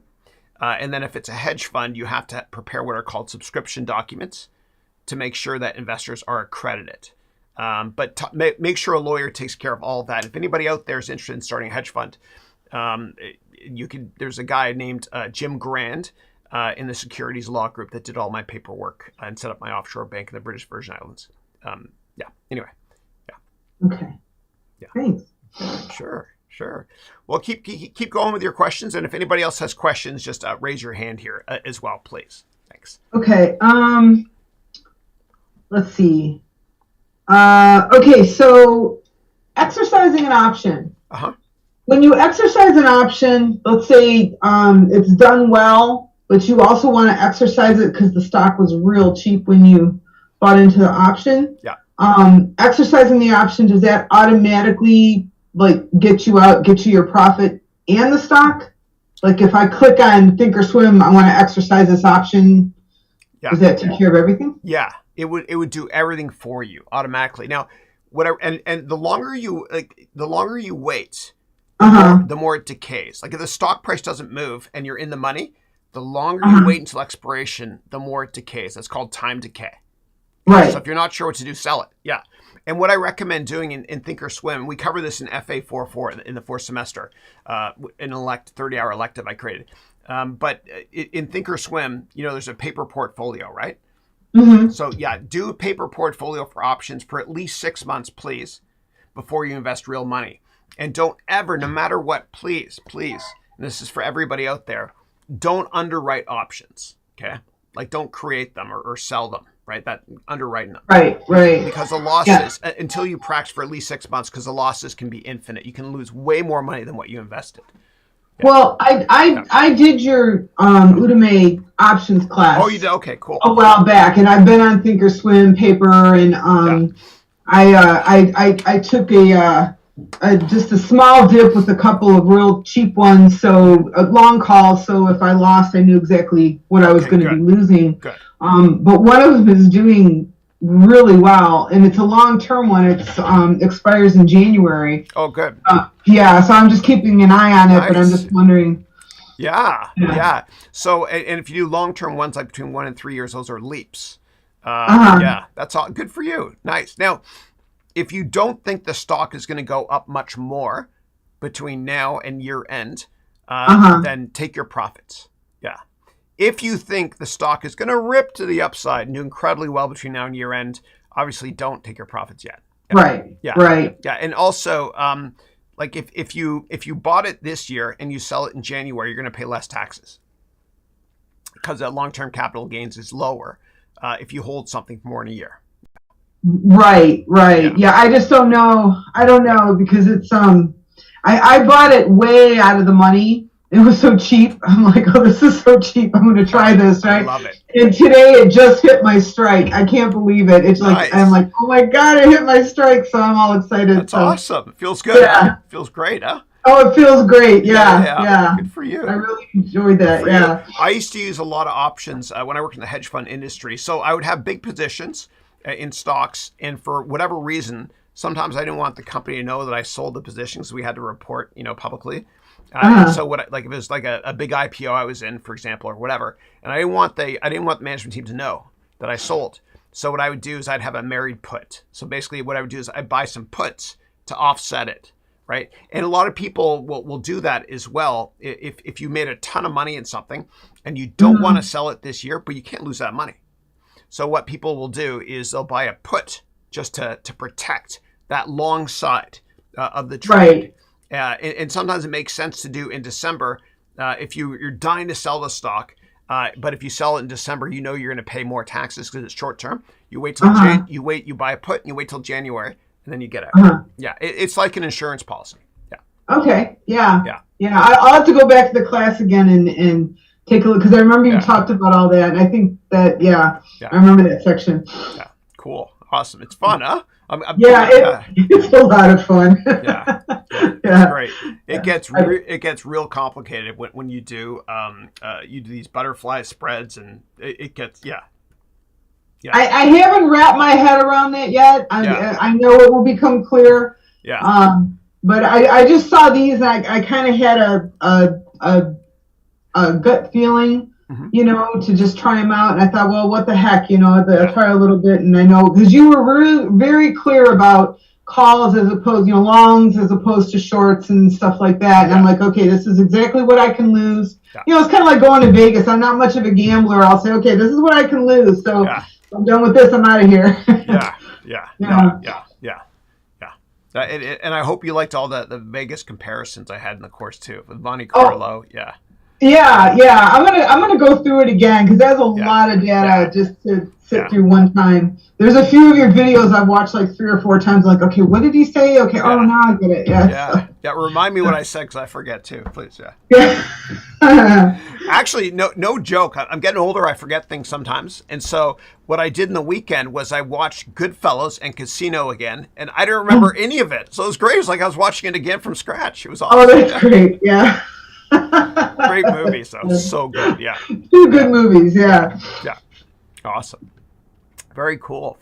Well, keep asking your questions. If anybody has questions on the webcast, you can type the questions. I'll go back here as well. If anybody here on Zoom has a question, you can lift up your hand, share your screen if you want to as well. It'd be good to see y'all here. And until then, Michelle, keep asking questions. I think Namai just asked a question in the chat. Oh, you did? Okay. Oh, here we go. Thanks for telling me about that. Okay, great. Yeah. All right. So Namai is asking here in the chat, I'm glad to finally be here on Zoom with you. I don't know how long I can stay since I have to watch the kids. And then you wrote, I have no questions myself. I hope to learn from questions from others. Greetings and love for everyone, Namai. Thank you. And Namai, let us know where you're based too. Thank you.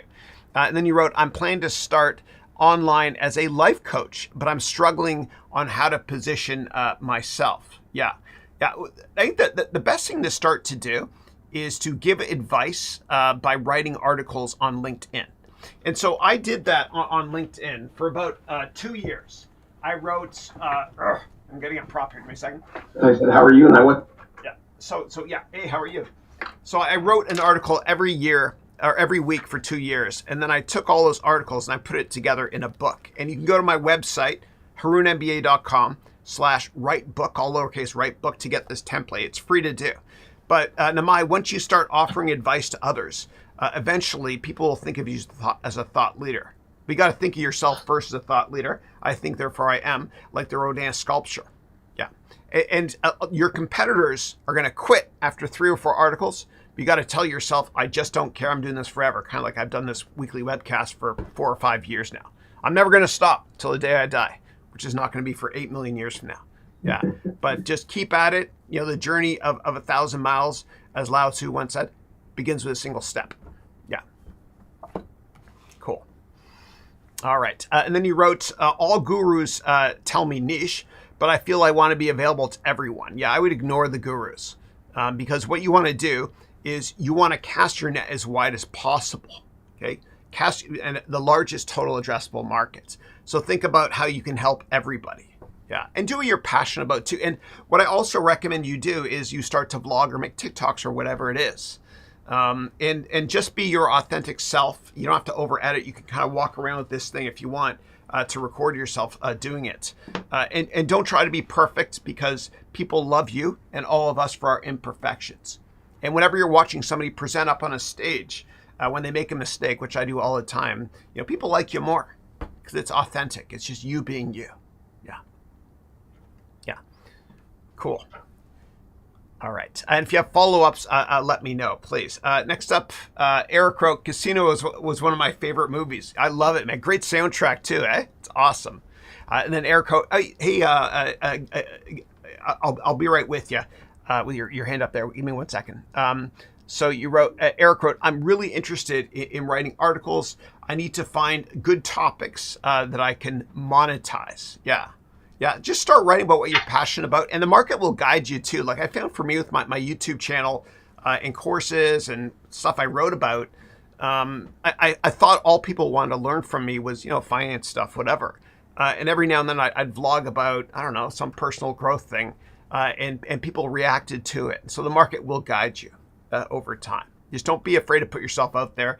And Amai, thank you for that heart emoji there. Okay, next question is from Bayanihan, Canada. Go ahead, please. Hey, Chris, it's Gil. Hey, how are you, buddy? Good to see you, Gil. What's up, buddy? Well, first of all, I've actually subscribed to your YouTube channel. Thank you. I saw that. Thank you. I appreciate it. Thank you. Yeah, we Canadians have to support each other, right? No, I appreciate that. Thanks, man. Thank you. Yeah, so I'm starting to actually now just kind of like advertise, do some marketing. Right. Right. Uh-huh. Do you think that, let's say in a Zoom like this, is it better to have like a name or the name of the company so people will get used to who you are? Yeah. It depends. Like if your product is your immigration services company. That's right. Yeah. And so what I would try to do is I would try to drive as much traffic as possible to your website. Now you have an amazing website. Can I show people it or no? Sure. Okay. Yes. Let me show it right now. Okay. And I'll show you guys why this is amazing. Give me 1 second here. All right. Gil, can you see the website on Zoom or no? Is it working? No, not at the moment. Dude, I don't know why I can't figure out this damn Zoom thing. Let me try again. Okay. There we go. Good. Okay, great. All right. What's your website again? Oh, it's bayanihancanada.com. Here it is. Here, I found it. Yeah, and we did that's right. We did a Zoom call recently. This is fantastic. Right. It's a great website. It's mobile enabled as well. Oh, good. You changed it so that people can. Okay, good. I love it. I love it. This is great. Yeah. So what you want to do with your immigration services company is you want to drive people to this page. Okay, and you also want to give something away for free. Okay, and so that's what I do, and I've collected an insanely high number of emails over the years by giving something away for free. So if we go to my website here, and give me 1 second here, I'm going to scroll down. But on my website, if you go to it, people can get this book here. And this pop-up here, by the way, I did this with sumo.com. It's really cheap. It's great. Yeah. And so people enter in their name, email, I'm not a robot, whatever, and get the book. And of course, I let people unsubscribe. I have to comply to GDPR. But you got to think about it in terms of getting having a carrot to give away, right? And I know that email sounds really, really old school, dude. But email is still the best way to market your company. So you gather these email addresses so you can market to people. Yeah. Okay. But there's got to be incentive, right? So maybe it's something, maybe for you, it's something, and people love lists.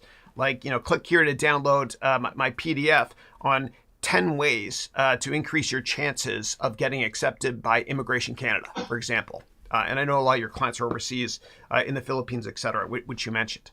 And then once you get people to download that, well, you get their email address as well. And then you could start marketing maybe a weekly email, or whatever, which is what I do. Yeah. Okay. Yeah. You mentioned that there's a section in your MBA program where you can actually create your own book. Yes. Right? Yeah.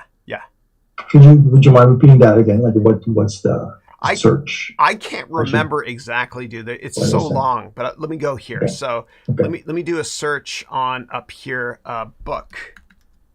Oops. Try it again. Okay. But I have lots of logs on it. Like, you guys don't have to sign up my MBA to learn how to do this. Yeah, because I talk a lot about it here. Or my MBA program. If you search here on MBA program and courses, you'll find something here. Here it is here. Right. Let's see here. Yeah, I think it's in my. If you click here, you'll get to wherever it is. Yeah. Sorry, but I don't remember. I don't remember exactly. Yeah. The older I get, the better I was. I had a senior moment. Plus, I have a lot of content. I got to remember where it is. Yeah. Okay, that's fine. I got a couple more questions here. Sure, of course. I remember you saying one of your, I don't know if it's your lecture, but you can have a company invest or have your own company use that as a way to invest in, let's say, in other investments like stock, right?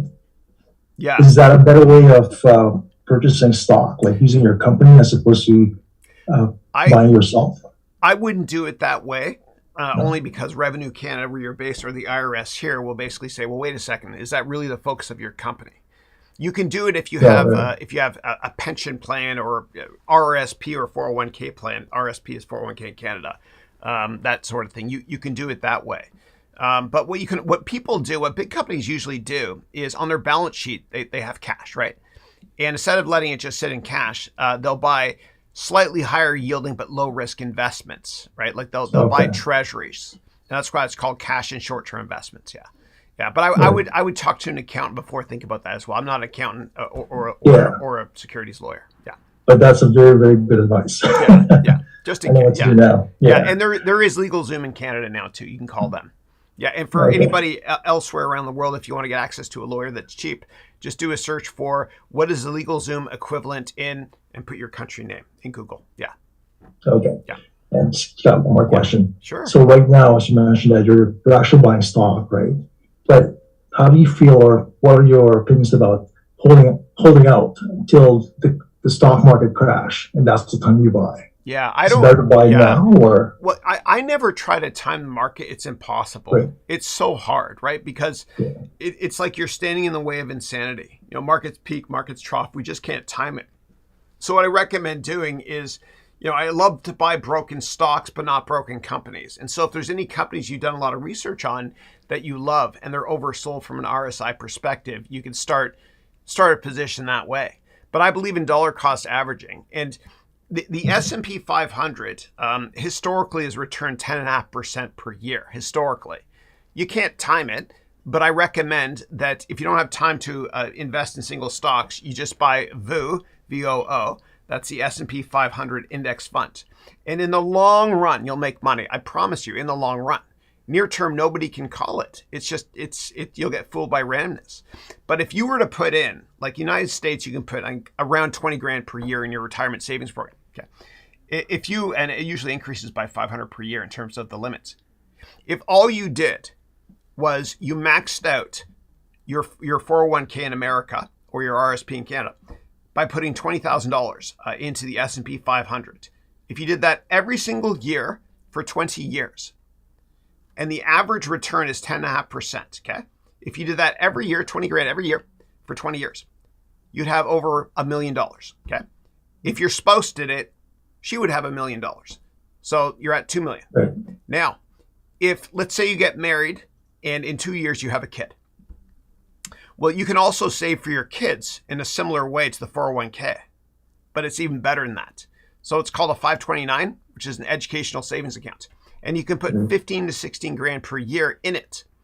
And so if you did that 2 years from now, then in 20 years, Okay. In addition to the $2 million from you and your spouse maxing out your retirement savings program, if you did that, then 20 years from now, right? In 18 years, I should say 2 years from now, you do that for your kid, then you'll have about $700,000 or $800,000 from that. If you just took the 15 or 16K and put it into an index fund, making 10.5% per year on average. Okay, so now you're close to $3 million. Yeah, yeah. It all adds up over time. It really does, right? But you can never time the market. Nobody knows a market peak or market's trough. But if you're long-term focused, you got to tell yourself, here's where I think the stock or index will be in the long run. Here's where it is now. I don't know the path, but I know the destination. Yeah. I see. Yeah. Okay. Yeah. Awesome. Thanks for that. Of course. And I always recommend having it automatically taken out of your paycheck every 2 weeks if we can. I know times are tough for all of us right now because, as Warren Buffett said, you want to spend what is left after saving instead of saving what is left after spending. Out of sight, out of mind. Yeah. I see. Yeah. All right. Just one more question. Of course. So would this be the future of your every Thursday afternoon YouTube Q&A? Would there be like a Zoom Q&A in the future? Oh yeah, from now on. Yeah. So what I'll do is I'll go through all the questions, and then I'll do Zoom. And you're in my platinum program. You graduated last year. Yes. You can always join. So I do for gold and platinum MBA students every Thursday Zoom 2 hours from 11:20 until 1:20 p.m. Yeah. And for those of you in my silver MBA, go to the first lesson in the curriculum, and you'll see a link because every Thursday from 10 until 11 a.m. I do a Zoom as well for silvers. Yeah. And and I think you have a bunch of you and your fiance, is that right? Yeah. Well, she will be there. Oh, she will. Does she know that? No, I'm just kidding. Okay. She knows that. Okay, good. Okay. I don't want to ruin the surprise. Right. But she has a bunch of calls left you guys can both use, like for one-on-ones. Yes. Yeah. Right. Okay. And will there be a specific time for the Zoom Q&A, or is this only after all the questions have been answered? I think what I'll do is I'll answer the questions first, and then I'll jump over this. The feedback's been amazing, and everybody, please click the like button if you're getting value out of this call at all. Thank you. I hate to ask, but I have to. Yeah. Oh, okay. Yeah. Thanks, Chris. And thank you for the support. I'm always here for you, buddy. Yeah. All right, one more thing I'm going to say about Gil. So Gil has got a big heart. He helps a lot of people, like troubled youth as well, that have kind of gone down the wrong path in life, that have deadbeat fathers, etc. And God bless you for that. I just want to appreciate you and recognize you there. So thank you. Oh, thanks, Chris. Thanks, buddy. You inspire me, man. Thanks. Awesome. Cool. All right. What do we got next here? I have got Google on here. Google. Mark. What's up, Bing? Farmer McFly. I'm Bing. You're Google. Okay. What's up, brother? I'm humbly honored every time you say that. Great to see you, man. Honored, man. Great to see you. So Mark is from Detroit, the Motor City. He's a good dude. Great to see you, man. Great to see you. Teach us. Teach us, please. Some interesting stuff for people to look up if they care to check it out. Sure. MIT, and you can do it if you want to. MIT has came up with an ultrasound sticker. And what it is that it's a sticker that goes right on your skin, and it allows them to see inside your organs for 24 hours a day, that they can wear it at MIT right now. That's in research and development, which is really cool. Interesting. It's really cool. It's on YouTube. The video's on YouTube. So check out the MIT ultrasound sticker. Awesome. That reminds me of the sticker that Jimi Hendrix and I used to put underneath our headband. Yeah. Don't anybody ask Keep about your that. third eye open with that, right? Michelle, you're my age group. You get it, right? Good. You keep your third eye open with that, right? Good. He did a great job with the Star Spangled Banner, though. That was genius. I loved it. Yeah. Yeah, it was. You get courtesy the Ram Dass. Excuse me while I kiss the sky. Yeah. So, Farmer McFly. I need Farmer McFly right now. Okay, cool. With futures, you told us to hold on to them. Yeah. So, do we hold on to them for the expiration date, or do they have like the thetas and the gammas in there that expire the decay rate? Yeah. They do have expiration contracts on there. I'm not an expert in futures at all. Yeah, so Okay. I don't want to give any advice on that at all. I'm so sorry. It is quite No worries, it is quite similar to options. Sure. And if you do a search, I think if you do a search on futures, you'll see a couple of videos I created on it within the MBA program. And I think I probably made a video on it too here in YouTube. So let me do a search here. Let's go to futures. Okay. Yeah. Yeah. So here, if you click here in the MBA thing, you'll see a video I made on it. And I got a bunch of other courses as well. Yeah. I think it's about a 20-minute video, but I'm certainly not an expert in that area at all. Yeah. Yeah, because I was going to ask you about gathering their historical data too. Yeah. No, I'm not. Yeah. I did a case study in the MBA program also on it was Southwest Airlines. They bought futures in the oil markets to lock in the price of oil at $30 for a decade or two. God bless you, Michelle, to lock in for a decade or two. And that's how they undercut and forced a lot of the U.S. airlines into bankruptcy through predatory pricing in 2008. Yeah. Gotcha. Yeah. What do you think about insurance companies making money right now during wartime? Oh, are they? I didn't see that. Because people are buying war insurance? They have to be right now during this time period in certain areas right now. So I'm figuring they're making money. Yeah. Well, it's interesting. Whenever a hurricane or a natural disaster occurs in the United States, I've tracked the data. People think, oh my God, insurance companies are in big trouble because they have to pay out these premiums. But what the reality is this: whenever there's a hurricane or a tornado or god awful natural disaster, insurance companies benefit because people are like, oh my God, now I need to buy insurance. Yeah. Right. Yeah. That's right. Yeah. I seen there was a $14 trillion insurance policy took out on one of the buildings, and that's all I'm gonna say. I'm not gonna say anymore, but I seen a $14 trillion insurance policy. Interesting. Yeah. Interesting. Yeah. Huh. Yeah. Fast. And Warren Buffett, 28% of his portfolio for years has been in insurance companies because they throw off a ton of cash. And he uses that cash flow. He's been in Geico since the 60s, right? He's used that cash to fund his other investments. Yeah. Exactly. Yeah. Yeah. He's set up as I looked at Berkshire Hathaway and I actually checked out like through the state of Nebraska how the company's structured. It's structured as a merchant bank. He's set up as a merchant banker. Yeah, he's set up as a merchant bank. So that's the funniest thing is it's like, he can do just about everything that a bank can do except the deposits and stuff out like that. And it's kind of like merchant interstate banking, the way he's got it set up across the borders and everything. It's amazing. It's really slick. And I think Berkshire was a textiles company he invested in years ago. And then he in Omaha. Kept the That's brand. right. Yeah. Yeah. Amazing. Yes, it was. The genius of Warren Buffett, though, is not just the fact that he's a great long-term investor. The genius of Warren Buffett is if you watch an interview with him, afterwards you never say to yourself, God, I'm confused. He's a quintessential communicator. And he learned that by taking a Dale Carnegie public speaking course at the age of 19. And that helped him a lot. If you can explain complex stuff in a simple way, you can make a career out of it. Yeah. Exactly. They say keep it simple, stupid, right? Yeah, totally. Yeah, and basically, when he goes on television for interviews, it's marketing. It's brilliant free publicity for him. Kind of like Elon Musk, who doesn't advertise. Right. Yeah. Exactly. Yeah. Well, I was told by a mentor that they don't advertise the Lamborghinis and the Ferrari cars. You don't see those commercials. Interesting. And the reason why you don't see those commercials on TV for Lamborghinis and Ferraris is because the people who can afford them don't watch TV. Oh, interesting. Yep. Interesting. They don't have time to watch TV. My kids don't watch TV; they just watch YouTube. Yeah, which is why it's just why I started doing YouTube. Inspired by my kids. Always watch the younger generation because they'll tell you what's coming next. Yeah. Yep. Yeah. Thanks, bro. Yeah. Cool shirt, by the way. You like it? Isn't that great? And you'll see sweet, man. You'll see it's crooked. It's actually not crooked, but when you meet me in person, I actually stand a little. One shoulder is a little bit low. I played a lot of squash when I was younger. One shoulder is a little bit lower. Okay. So I usually have to adjust things. Yeah.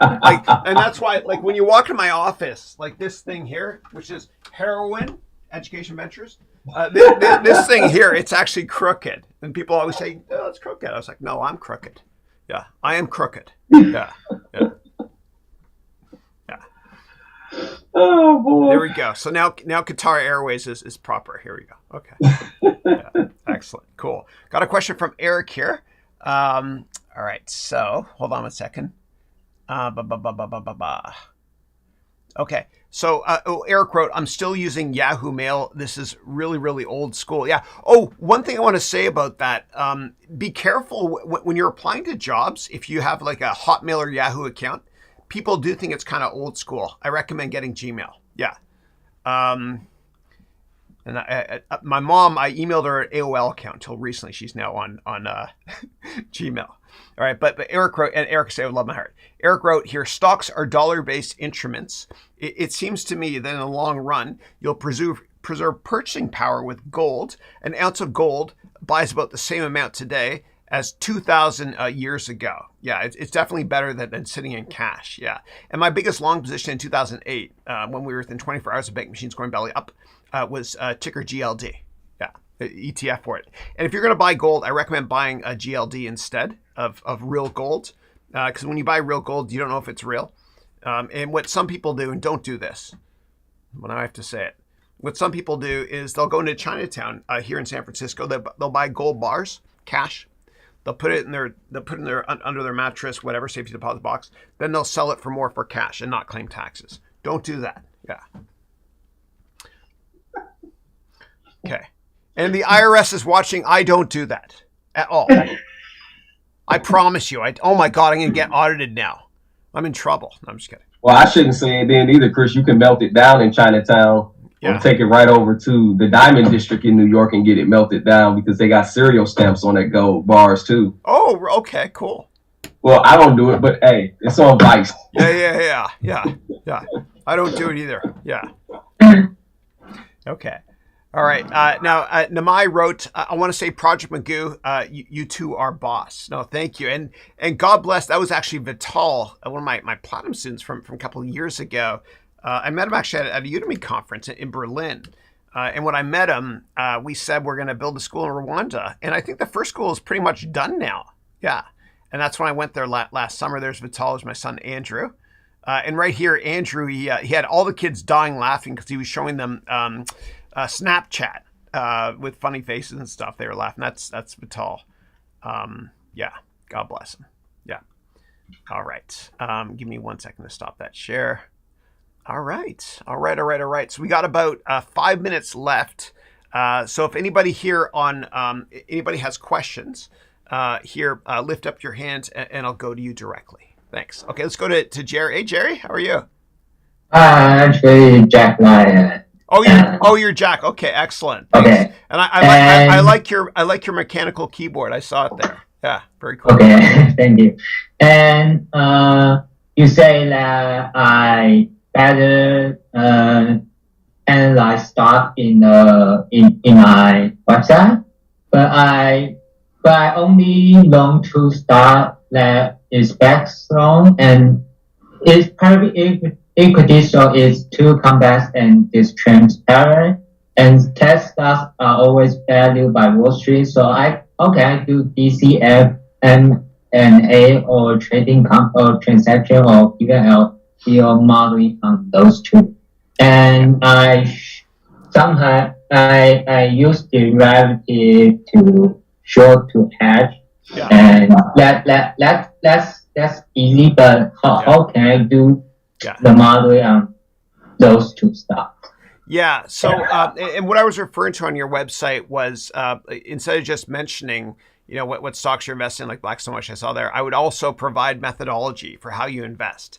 If you're trying to raise money through like a hedge fund, I would explain your process, and I'd also make sure you talk to a lawyer before putting anything on your website if you're trying to raise money, because it is a. No, I'm not raised company. Okay. I'm not raised company to start hedge fund. I just want to use my trading experience to join a hedge fund company. Oh, you want? Okay, yeah. I don't raise. Okay, that's I don't raise money. I understand. If you want to work at a hedge fund, I have a course. I think it's on my website. You can go there or Udemy. That will. It's called the Complete Financial Analyst course. And I would Complete Financial Analyst. Okay. Yeah, I would take that or my MBA program, and I teach you how to create one-page templates.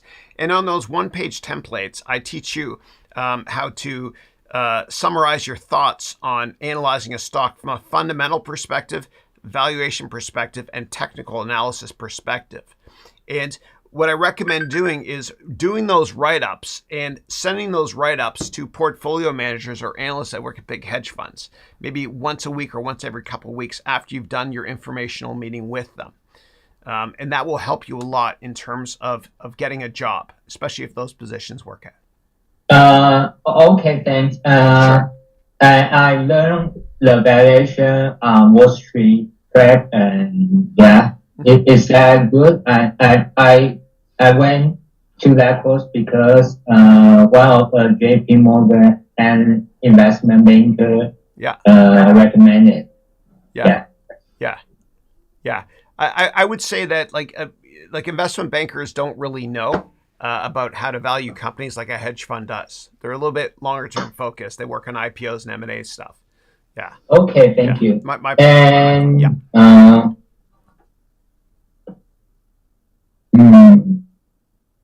Cool. Okay, that's all. Yeah. Okay, thank you, That's Jack. all. Thanks, Jerry. Thank you. Jack, appreciate it. Thank you. Okay, cool. So let's go to anybody else here on Zoom has a question. Rita, go ahead, please. How are you? Rita, you're in Melbourne, right? Melbourne? Yeah. Melbourne, Australia. Great to see you. Hello, everyone.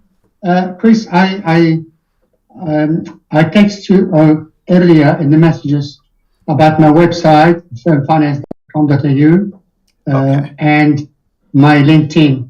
I would appreciate it at your convenient time to have a look at them for me. Yeah, why don't we do this? Because you're in my platinum program this year, ask me again at 11:20 when we do Zoom then. But make sure you ask the first question, and I'll go through your LinkedIn profile on the website and provide you with a lot of feedback. Now, the second thing to answer, sure. One of your students, yes, he was interested in how can he get to the finance industry, to work in the finance industry. Yes. And he didn't have previous experience. Mm-hmm. The best way to do it, because I've been 33 years in the finance industry, okay, and it's for him to go and see finance associations. Like here in Australia, we have the MFAA, the Mortgage Industry Associations. So they'll be able to guide him how to do it. He has to do set some courses, okay, and get some diploma. You have to have degree or diploma to work in the finance industry in Australia, okay? But he can start as a cadet somewhere. The ultimate is for him to take a step back, not to chase the money, to get in, put his foot through the door, prove his faith. The training and the apprenticeship usually take in the vicinity about, 6 months, 8 months, which they can go very quickly, okay? And then he'll be able to get in, and he start from there, and he can go on. Yeah. And that's how I started. Yeah. I remember I did an internship a gazillion years ago. Yeah. And I recommend, network aggressively. And then at the end of your networking meetings, try to add value, of course, and then mention can I do an unpaid internship? And if it's a big company, they're going to pay you anyway. But yeah, cool. Awesome. Thank you. I appreciate that. Cool. All right. We have time for one more quick question, and I got to wrap up this call. And if you're in my Silver MBA program, we're going to do Zoom from 10 a.m. to 11 a.m. starting right now in 2 minutes. And if you're the Silver MBA, just go to the first lecture in the curriculum for the link, which I update every week. Okay. One more question. Any other questions here on Zoom? Okay. Okay, cool. So I'm going to wrap this call up right now. I've got a couple comments here from YouTube here before I finish it. All right, here. Masni wrote, how can we be like Mark? Mark's no longer on the call, who goes by Satons, meaning a human Google who knows everything. Well, I think you just have to be intellectually curious. And so, like, Mark is curious about everything. And I'm somewhat like that, but I'm not as smart as Mark. That's why Mark is Google and I'm Bing. But like when I watch a movie, or I usually have this on my lap, and I'm going through Wikipedia, researching stuff all the time. Yeah. All right, cool.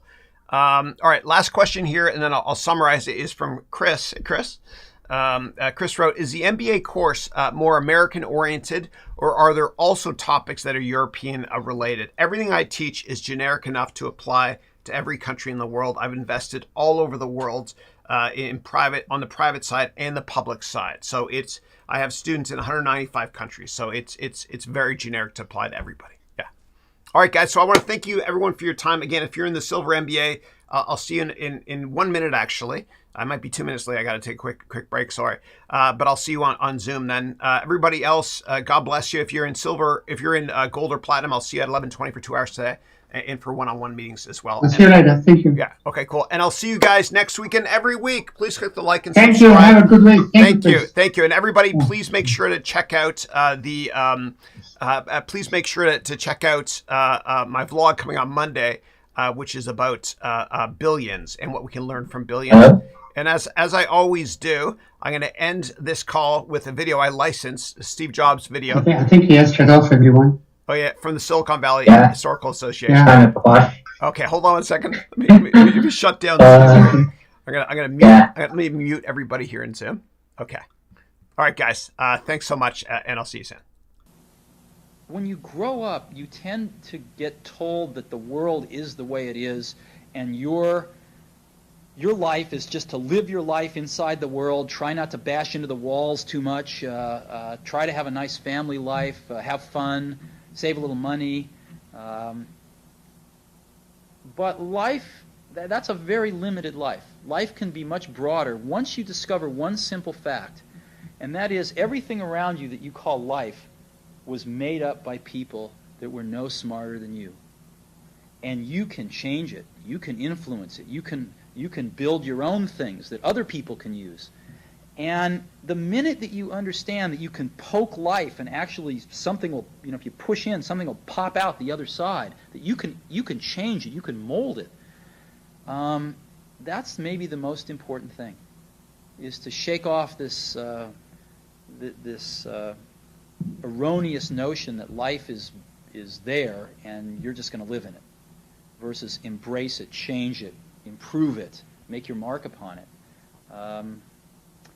I think that's very important. And however you learn that, once you learn it, you'll want to change life and make it better, because it's kind of messed up in a lot of ways. Once you learn that, you'll never be the same again.